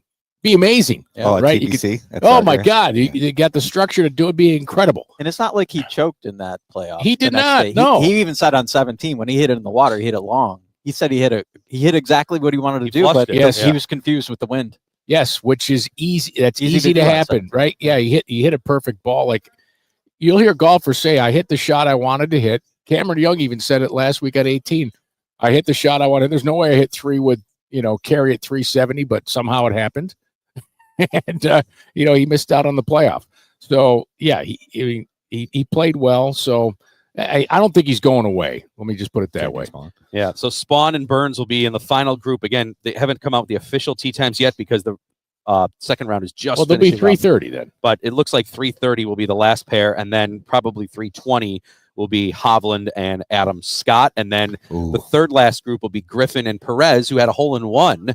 We've seen quite a bit of hole-outs in this tournament here. Yes. A hole-in-one. We saw the double eagle from the Albatross from Patrick Reed. We've seen a lot of guys hole out, right? Like from bunkers and from side of greens. Koepka chipped in. We've seen some good stuff in terms of some hole outs on a tough course. You say it's gonna be Griffin and Perez. Is that who that's the third last pairing? Yeah. So here's Burns the problem: and Spawn, Hovland and Scott, Griffin and Perez. And who's after them? Then it's Henley and Lawrence. Okay. Followed by Koepka and Kim. Okay. Yeah. Here's the problem for Koepka and those guys. It's gonna be slow. And here's the reason why. Victor Perez is slow. Really slow. Yeah. And Robert Dameron, my colleague at PGA Tour Live, had the greatest comment. I almost broke up on air. He says, Victor Perez looks like the guy I read Golf Digest last night. He's trying to employ every single tip before he hits the ball. And if you watch Victor Perez play, seriously, I mean, everything is like, Jeff, it's like, all right, left foot here, right foot there. All right, this shoulder's here. It's so hard then to he watch. Probably has rabbit ears. But he does it within his time. I've timed him. He does it in 44 seconds. It takes him to hit. They get 45, right? He takes 40 every time. Every time. Yeah. Yep. I'm excited to see Adam Scott this week. Yeah. So he's been steady, 70-70. What do you think? And I watched a lot of his golf this week when he happened to be on the future groups and stuff. And I obviously love watching Adam Scott because the way he swings the golf club as a technician. And it'd be great to see him at his age and as well as he's played for these last few years. And he still competes hard. He's in a lot of events. He's always playing.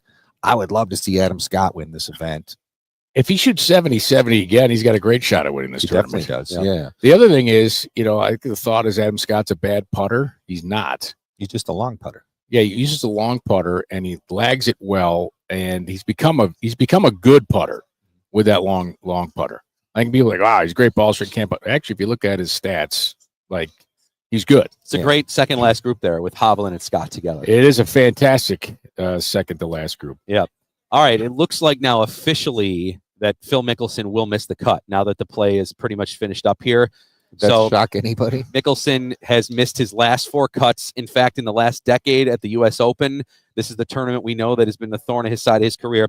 He's never finished better than inside the top 25 at all in his last 10. So He's finished runner-up 6 times. up 6 times. So let's do a little trivia. Oh, was that one of your questions? Nope, that's Okay. not. That's not. All right. It's a good Kev segue. thinks though. he's ahead of it now. All right. Yeah. Here we go, Evan. Trivia time. U.S. Open trivia here on Tee to Green. So Phil Mickelson has a record 6 runner-ups. 6 times he's finished second. So your job here, the 3 of you, can you tell me who the 6 winners were that beat him in his 6 runner-ups? If you need years or courses, I can give you those as clues. I can give you 2 right off the hop. Okay, Payne Stewart at Pinehurst. That's the one I 99. knew. That's And the first one. For Jeff sure. Ogilvy at Wingfoot. Ogilvy was going to be mine. Very good. All right. So Stewart, 99, the famous embrace on 18 there. He says, you're going to be a father. Remember the whole time Mickelson's got the pager, I guess, if his wife Yes. goes into labor, Yeah. he's going to leave. Yeah, that story Payne storybook Stewart ending. So Stewart's one and cut the s- Ogilvy at Wingfoot. Wingfoot when The Phil other hit one, the tent. Phil the hits merge the tent. 10th, and he hit driver. Oh my Yeah. goodness, what is he doing? Yes. All right, so you got 2 of the 6. So there's 4 more. Who beat Mickelson when he had his 6 runner-ups? You got Payne Stewart 99 and Ogilvy in 06. Justin Rose Marion. Justin Rose Marion. Oh, good call. That is 2013. the baskets. Those baskets instead of the Yeah. flags. Rose beats Mickelson by 1. Okay, there are 3 more. You got 3 of the 6. Didn't he finish second at Shinnecock? Very good. 2004. That was Who was it? Retief Goosen. Goosen. Good Yes. job. 2004 Shinnecock. Goosen beats Mickelson there. The last 2, here's your clue, are both at the same course. The last 2. It wouldn't be Oakmont this week, would it? It would not. No. Pebble? Nope. Okay. I would have guessed Pebble. This- Kepka No. somewhere. No. I'll give you the years. Same course. 2002 Ooh. and 2009, both at the same They course. had the Open in 7 years apart. at the Is same it facility. did Furyk beat him? Retief Goosen. No, We did we had not. Goosen at Shinnecock already. All right. I'm sorry. 2002 U.S. Open. Was that Tiger? Okay, 2002. that would've 2002 been- is Tiger Tiger. at Bethpage. Oh, okay. The first time it was at Bethpage. Comes right off and of then 9/11. then Lucas Glover's and the other then one. Glover. Very good. That's the tough one. Glover in 09 at Bethpage. It's a Monday finish after some Right. tough conditions. So yeah, That was the Sergio Waggle. Right? yes. They were counting in the How many? gallery. So Stewart in 99, Woods in 02, Goosen in 04, Ogilvy in 06, Glover in 09, and Rose in 13. You guys got all 6. Good job. I'm impressed at your guys' memory of who finishes and wins.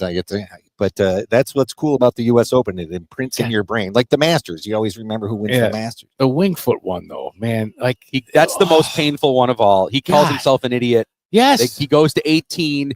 A bogey wins it for him. Right. And he pulls out driver, hits it into the tent. Yeah, that'll pick at your brain for a few years. I afterwards, just I yeah. still don't I don't know how he didn't hit 3-wood off the. How does Bones not hand him a 3-wood? That's where I look at a caddy on that one. Like you almost like you go tin cup and you break his driver. Yes. And give him his 3-wood and just get this ball in play and let's make a bogey. And Do you know who also came to 18 and if he had parred it would have won and who had never won a major? Oh, That'll- wait. A very good career. Was he in the same group with Phil?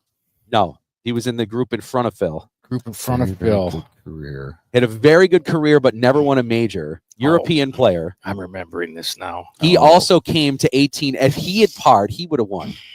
Montgomery. Colin Montgomery. Colin Montgomery. Very yes. good. He Remember came that up short motion? on his approach. Yep. I was going to say Constantino Roca. Yep. That's a good guess, though. Right? like He made that. the birdie from the Valley of Sin, Yeah. right? Yeah, At St. yeah. Andrews the one year. Yep. Was that the year John Daly won? The British? Maybe. You're right. I think it was with Roca. Yeah. Yeah. Well, that was a wild putty. But I mean, Dropped his knees, yeah. I mean, out of those 6, I mean, definitely the Wingfoot 06 Ogilvy one has got to be the most. Yeah, The I one that mean- he would look back at. I mean, the Pinehurst one is not remembered at all for like Mickelson doing anything wrong. It was, Right, It was yeah. Stewart's incredible moment. And of course, he was so young then. Mickelson wasn't 90. You figure, he's going to win a whole bunch of these. Well, and this is his last Open, I would almost guarantee. Yeah, his because exemption runs out. His exemption runs out, and he's not going to get an invitation from the USGA. I doubt. Is he humble enough to try to qualify? Oh yeah, I'm sure I think he has to, right? Yeah, why wouldn't you? But you think about what's Phil 54? I think he's older than that. 55 Well, maybe? he was 51 when he won, and his The 5-year PGA, exemption yeah, ran out, so he might be 55 or 56. I think he's Wow. my age. I think I'm 56. I think we're the same. I mean, age.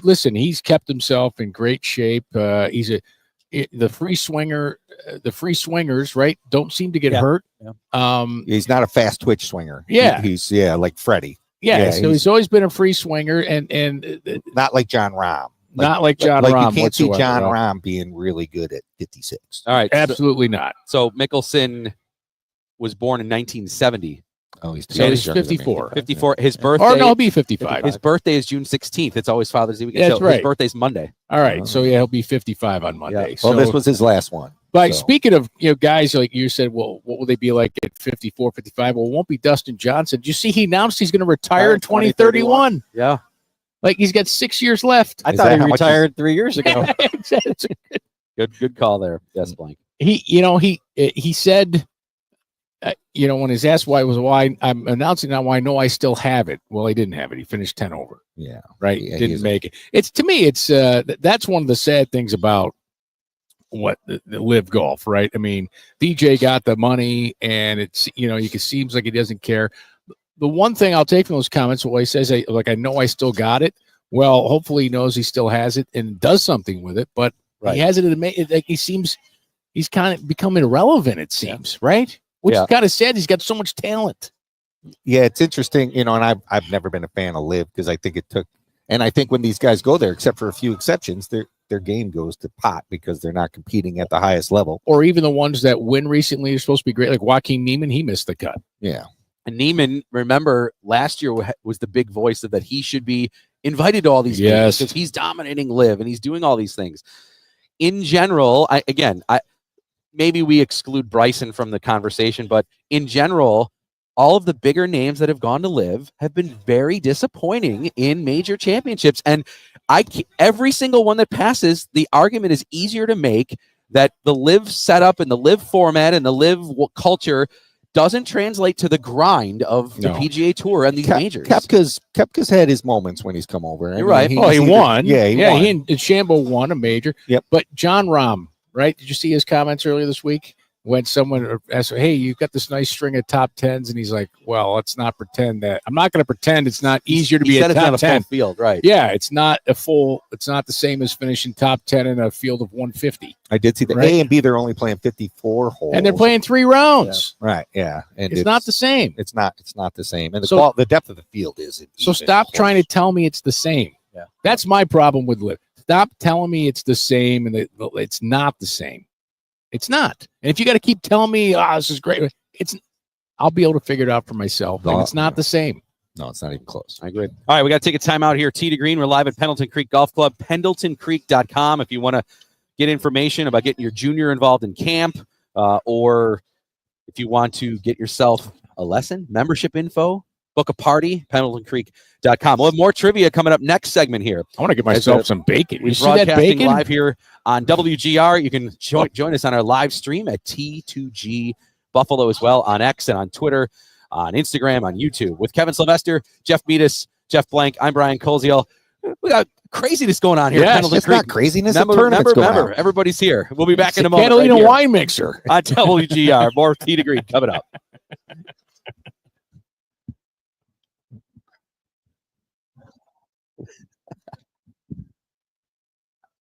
You got bacon and golf balls. That's right. That's right.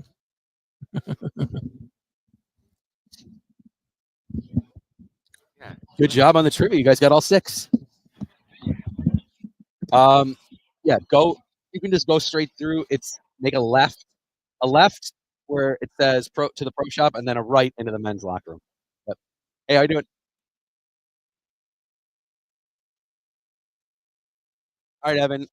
If you could come back with the leaderboard liner here, that would be great. Okay.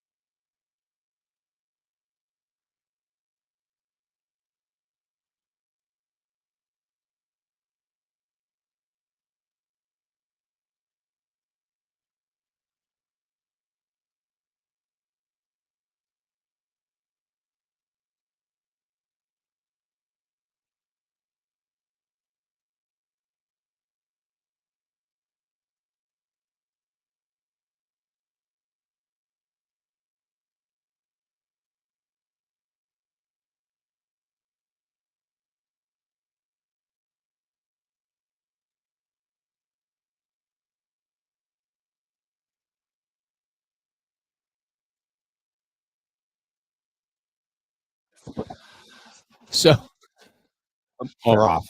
no, but we're on Twitter, right? Yeah.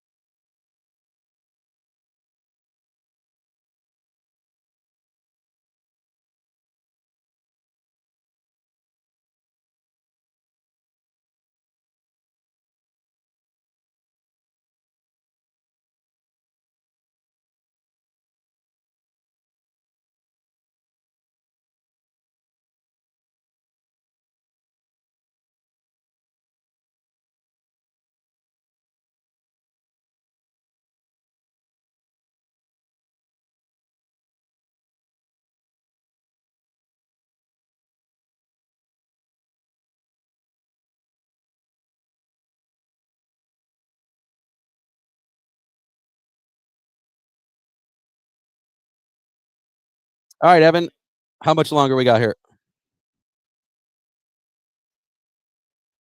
Thank you.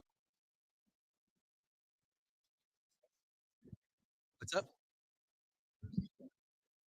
Evan's in the studio. You can talk to him if you want. Evan, do you spell, you know? No. Evan, you know Mike Washington?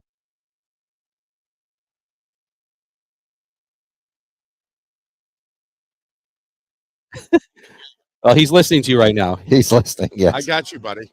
It's all good. You put that real close to your mouth. There you go. How's that better? Yeah. Yeah, send it to me now. Because it will get caught up in my We'll do trivia at the end of this segment again after the leaderboards. Thank you. We'll have a quick guest here for a few minutes. I don't want to keep Mike from his breakfast. Yes, then leaderboard. Yeah. No, we'll do the leaderboard first. Okay. Because we'll just make it quick. Thank you.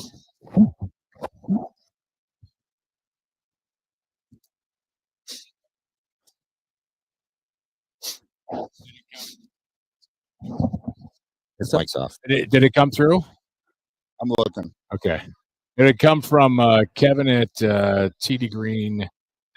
Kevin, right out of the LPGA, introduce Mike. Okay. All right. Yeah.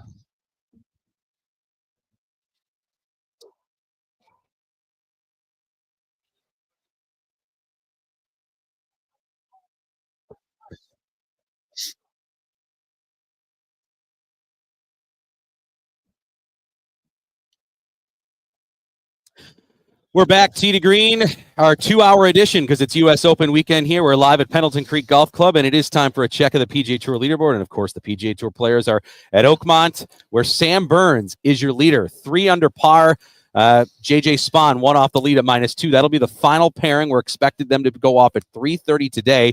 Victor Hovland and Adam Scott, they're right also in contention. Hovland's the third of the 3 golfers that are under par. He's at -1. Scott and Ben Griffin are at even. World number 1, Scotty Scheffler, he is at +4. He starts the day tied for 23rd. And your Champions Tour report is brought to you by Donald Ross Sportswear, your hometown premium golf apparel company. Find us in your local pro shop or online at donaldross.com. Last week was the American Family Insurance Championship. It was a partners better ball. It was won at 32 under par by Thomas Bjorn and Darren Clark. A few pints, I think, were Yeah, consumed couple. after they won Yeah, that. active seniors. Yes. Our LPGA Tour leaderboard brought to you by Puma Golf Shoes. It's the Meyer LPGA Classic. And we have 4 players tied at 8 under after 2 rounds. Hyjin Choi, Carlos Sagata, Celine Boutier, and Karis Davidson. Lexi Thompson, Minji Lee, 1 back at 7 under. And we have a special guest. I pulled him away from breakfast here real quick, but I want to welcome Mike Washington from Ivy League Construction to the show. Mike's on Western New York Living with me quite a bit. But the reason why I have Mike here, excited to announce that Ivy League Construction has agreed to be a sponsor for the Duster Challenge coming up in a month. Yeah, we're really excited to be part of that. It's going to be excellent. Thank you for doing so much. Yeah, I want to thank you personally as a veteran, and it raises money for veterans, and it's something we care very deeply about, and we're happy to have you on board. Thank you so much. Yeah, thank you so much. Yeah, the veterans are a real big part of the family at Ivy League. My father was actually a veteran. We actually just laid him to rest in Arlington in the middle of the winter. So he was a Vietnam veteran. So the vets are a real big part of Ivy League Construction. Really like to take care of him best we can. No, sorry about the loss of your father, but what an honor to have him buried in Arlington Cemetery. Absolutely, it was a great ceremony. Just so amazing to be there and to see it all. Just incredible. Jeff, I know we do that Duster Challenge for obviously a great night of fun, but we do it to raise money for PGA Hope. Mhm. Why don't you tell everybody what PGA Hope does? Also, let Mike know kind of where some of his sponsorship. money's Hope going. stands for Helping Our Patriots Everywhere, and basically we have an MOA, memorandum of understanding, with the VA, and we bring vets in. You don't have to be in the VA system, but just vets, and we give them a 6-week golf program for free, and we teach them golf and golf skills, and it has so many beneficial effects for veterans. There's a million reasons why golf's great for vets. The socialization, all the different things that golf brings, and The mental health aspect. the mental health aspect, the Yeah. camaraderie. Sure. When you're a vet, you miss that, and then to be around other vets makes a big difference. And then we graduate them into with this program called Got Your Six. It's a new downrange program. So after they graduate from that, they can go play at all these different courses. Have given us times at a discount, and we run little events each week or so to help our vets keep getting together and enjoying their time together. I still remember the guy who stopped me. I was cutting my grass once. Bill was one of the first I know members. Bill. You know Yeah, Bill. I know Bill. And he's like, "How do I get into that program?" And I think I connected him with you. And he stopped me maybe after he went, "Hey, that changed my life." And it was just, I'm getting emotional thinking about it. To have someone say, "Game of golf changed my life through this program." So, I remember a letter we got from one of the wives of the veterans, and I can't tell the story right now Yeah. because it would make me break up, how important it was for them to get through. And he even bought a bigger car so his clubs could fit in the trunk. that's awesome. That's awesome. And it's been great. We've had hundreds and hundreds of veterans go through. We have locations in Rochester, Erie, Buffalo, Niagara County. So if you're a veteran, look for Hope at the PGA website and sign up. Great. Well, Mike, we appreciate it. Tell everybody a little bit about what Ivy League can do for you if you're looking to maybe get a little home upgrade here this summer. Absolutely. So we're a full service remodeler. We fix homes. We don't build homes. We fix all sorts of homes, from roofing to siding to windows to doors, concrete. A lot of outdoor living now. Everyone wants to be in the outdoors longer, extend the summer months. We're out at the golf course today, and hey, how do you extend this, into the spring, early in the spring and late in the fall? So yeah, we do everything in the house. Really looking forward to getting out today, playing a little. It's going to be great. Yeah, member. Good luck. Yeah, thank you. yeah, we'll cut you loose. He's got to get nourished and on the golf course. So He looks really nervous and stressed. So, we're excited too. I know you and your son Parker are going to participate now in the putting challenge. So that'll Absolutely, be great. we'll be there. It'll be great. All right, Thank you so much. Get Awesome. your putting stroke ready. All right. all right, Awesome. Mike. Mike, Thank you. Really appreciate your sponsorship and support of the event. Awesome. All right, Mike Washington there from Ivy League Construction. I'm going to let them know Mike can go back and get a new plate. His food's probably cold now. He just got his plate. I'm like, Mike, come out here. Thank you, Mike. Appreciate it. Thank you very much. All right, beautiful. He's a good dude. Yeah, you've had him on West New York Living. Yes. Yeah. He might even be on today. Excellent. We taped the show ahead of Yes. time. People haven't figured that out. Absolutely. We're broadcasting live here at Pendleton Creek Golf Club, Tee to Green, where members going on today, and people are getting their breakfast and getting out ready to go here shortly. We have 3 sponsors for the Duster Challenge. I'll mention everything that please do goes so. along with it, right? So Ivy League Construction, Golf Buffalo, Yep. and Lockport Self Storage. Okay, those are our 3 presenting sponsors of the event. Then we want to recognize, of course, Peter Gourmet. We had the fellas on Yes. last week, right? Yep. Or 2 weeks ago, excuse Yes. me. Providing the food and just a fabulous thing they're doing, and Michelob Ultra providing adult beverages for the event. So we want to thank everybody. Sign doing up that. because it sells out. It does sell out. It's Yeah. a great time. Trust me, it's a great time. You don't have to be a great putter to come and enjoy the evening. And it's less than $50. $49 donation. It gets you into the putting contest. It gets you dinner. It gets you the drinks. It gets you some prizes. Callaway's going to give you a sleeve of balls to Yes. putt with there. It's our good friend Taylor Gessel is going to do so. The Western PGA will have you in the scoreboard there. You can see your name and lights on the digital scoreboard and everything. So it'll be a lot of fun. We've got giveaways. We've got prizes. Kudos to everybody over at Glen Oak who's going to host the event for us. And yeah, we're looking forward to it. July 18th, easiest way to sign up. Go to the top of our Twitter page, and it's the link there. It's pinned on our top tweet there. So just go at T, the number 2, at T2G Buffalo. It's pinned right at the top there. There's the link. Click on it, and you can sign up. And you'll have a lot more fun. Yeah. On the Callaway golf balls, I'm a triple track guy now. Yeah, I love the triple track. Yeah. I'm a big fan of it. I agree.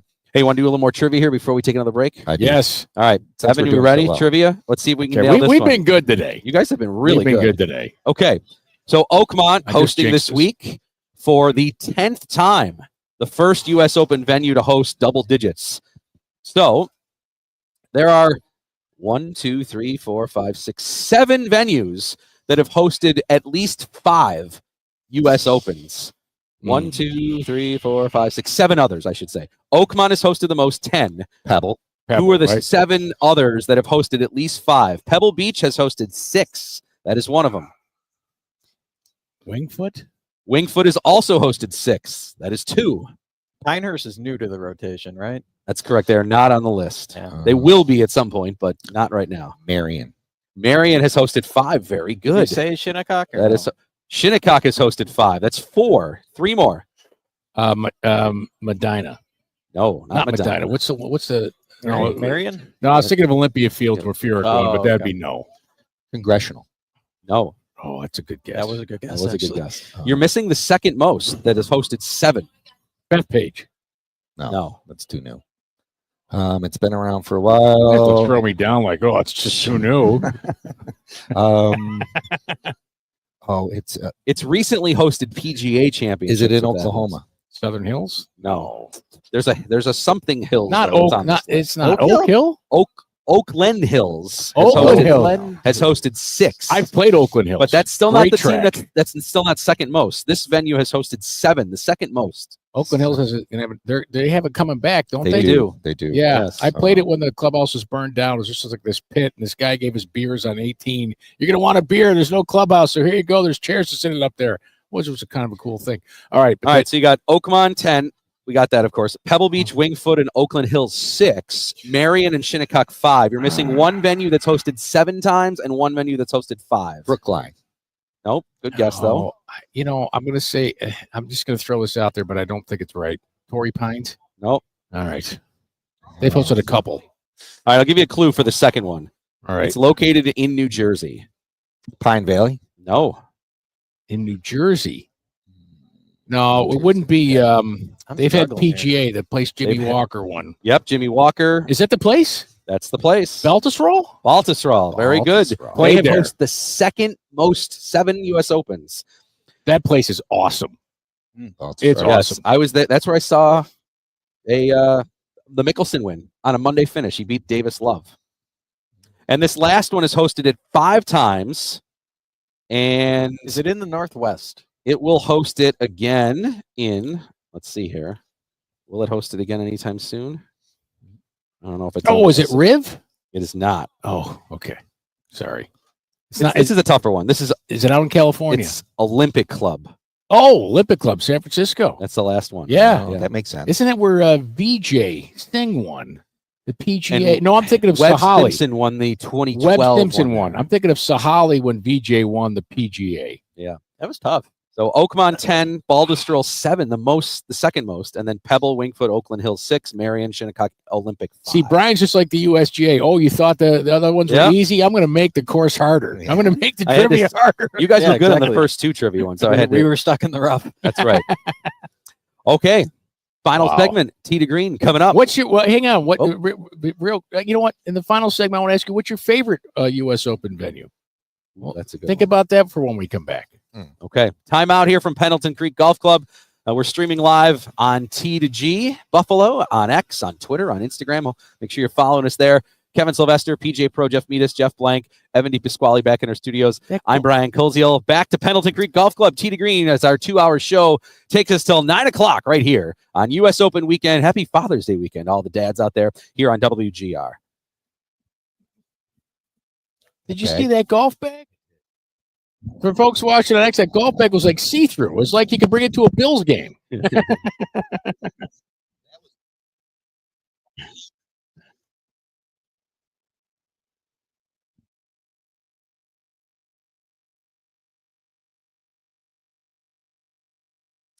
right, Evan. I don't know. Do we have any more sound bites, or did we use them all? Gonna go to you for a bet for the weekend.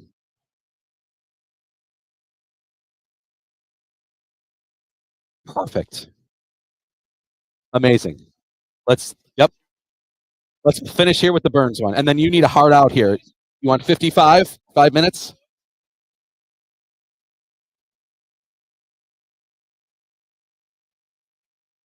Yep. I know you're going into paid programming or something anyway. So, but we'll get it as close as I can to that 54.5 number. Okay, you got it.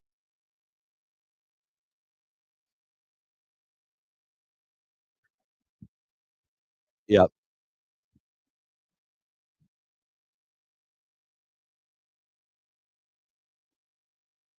Yep.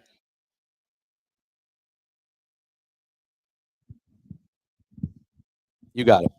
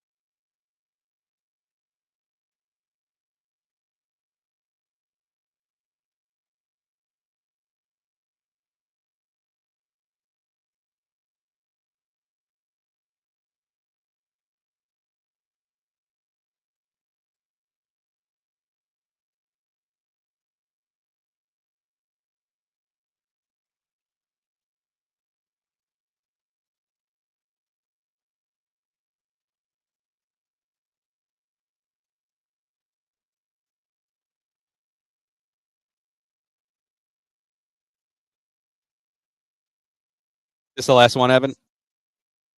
Okay.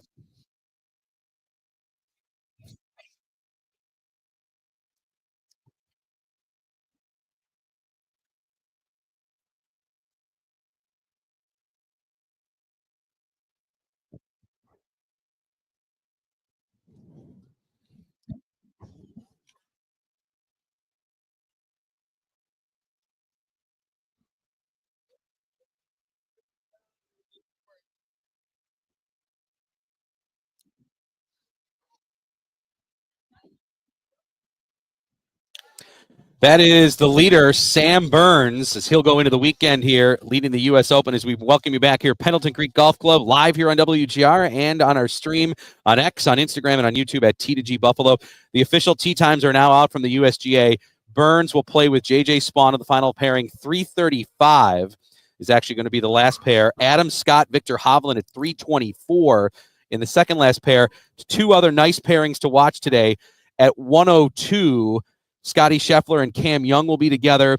And then at 10:34 this morning, if you want to watch some early golf, McIlroy and Schauffele will be paired together. Oh, that'll be nice. at 10:30. Yeah, but don't show up. We'll give you a refund if you don't want to. People aren't going to go watch McIlroy Yes, and if you're going, Schauffele. it's going to be it's going to be messy. It's going to be a little sloppy. Yeah. All right, Jeff Blank. For those that maybe want to do a wager here this weekend, what do you advise? All right, so I'll start. Not the best value, but Sam Burns, I think, is playing phenomenal. When you actually look at his stats, there's not a weakness in his game this week at the U.S. Open. But, from a value side, 3-1, you're not going to get a whole lot of value. Now, down the board a little bit, looking at a Georgia Bulldog, Russell Henley, 30-1.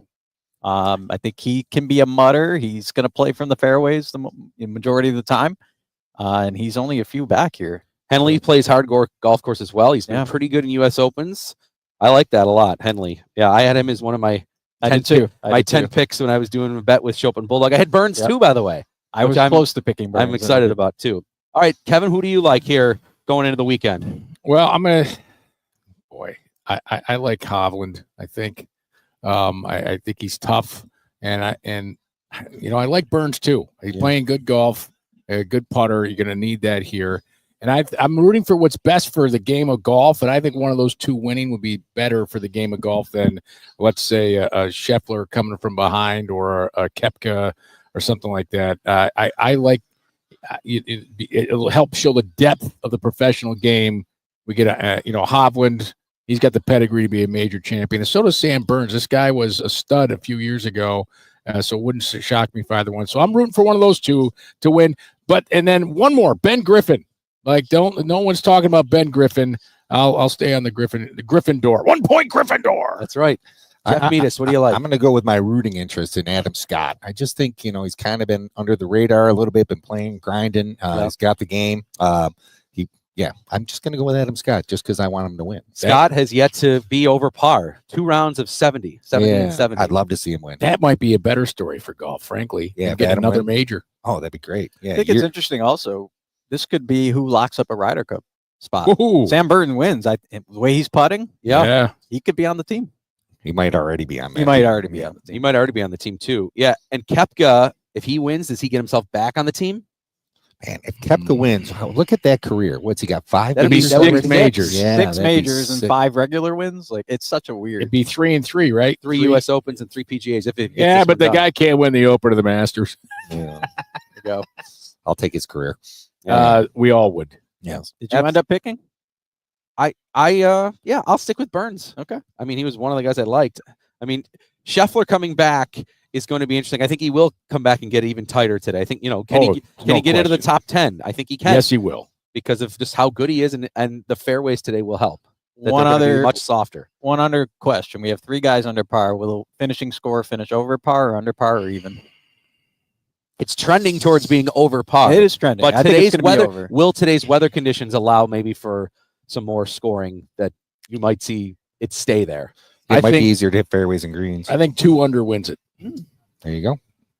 I have no idea because you never know what's going to happen. My prediction on Wednesday on air was 3 under, so I guess I should stick with that just to be consistent. I've been saying over par. Yeah. Okay. It's been whittling. It was the 8 math is and trending 7. toward it being. Now it's only 3. Yeah. McIlroy and Schauffele early here at 10:34 for people that maybe want to watch here early. Rory, how's he react to today, Kevin? I mean, we talked about it earlier in the show. Frustrated with his game, just maybe not in the right mindset for a guy that started off with what we thought was going to be a slam dunk player of the year. 3 wins. He wins the Players. He wins at Pebble Beach. He wins the Masters. I want to see maybe how he reacts today. Well, he's going for it today. Yeah. He's going for a big day because all gas, no brakes. Yes, because he knows a good round. He shoots 65. He's in it. Yeah, I agree. So that's what I think his goal is today. 65. Okay. Happy Father's Day, guys. Same to you. Yeah, same. I got to play with my boys on Thursday. I took both my sons out golfing, got it done early. It was awesome. What a day. I'm playing with my son tomorrow morning. I can't wait. It's going to be great. Good luck to everybody here at the member here at Pendleton Creek. They're just about set to get started. Thanks to Dylan Hayes, Don Schneider, and all the folks here at Pendleton Creek. PendletonCreek.com if you want to get your son or daughter in junior camp or have an event here. Again, the pub is open to the public, including the great breakfast, which we're going to go get right now. I got a tea time in 5 minutes. Am I going to make it? Bacon to go for you. In Lancaster, am I going to make it? You're going to 5 make minutes. it. I know. No. Hey, next week, speaking of juniors, we're going to be at East Aurora to preview the International Junior Masters. We love doing that show. So we'll be there next week. So we'll be excited to be there.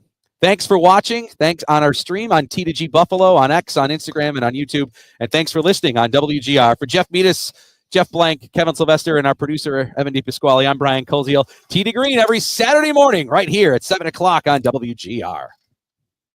All right, ladies and gentlemen. Welcome to the 2020. All right, we're into the stream. Thanks for watching, guys. And remember, a beautiful day in store for us.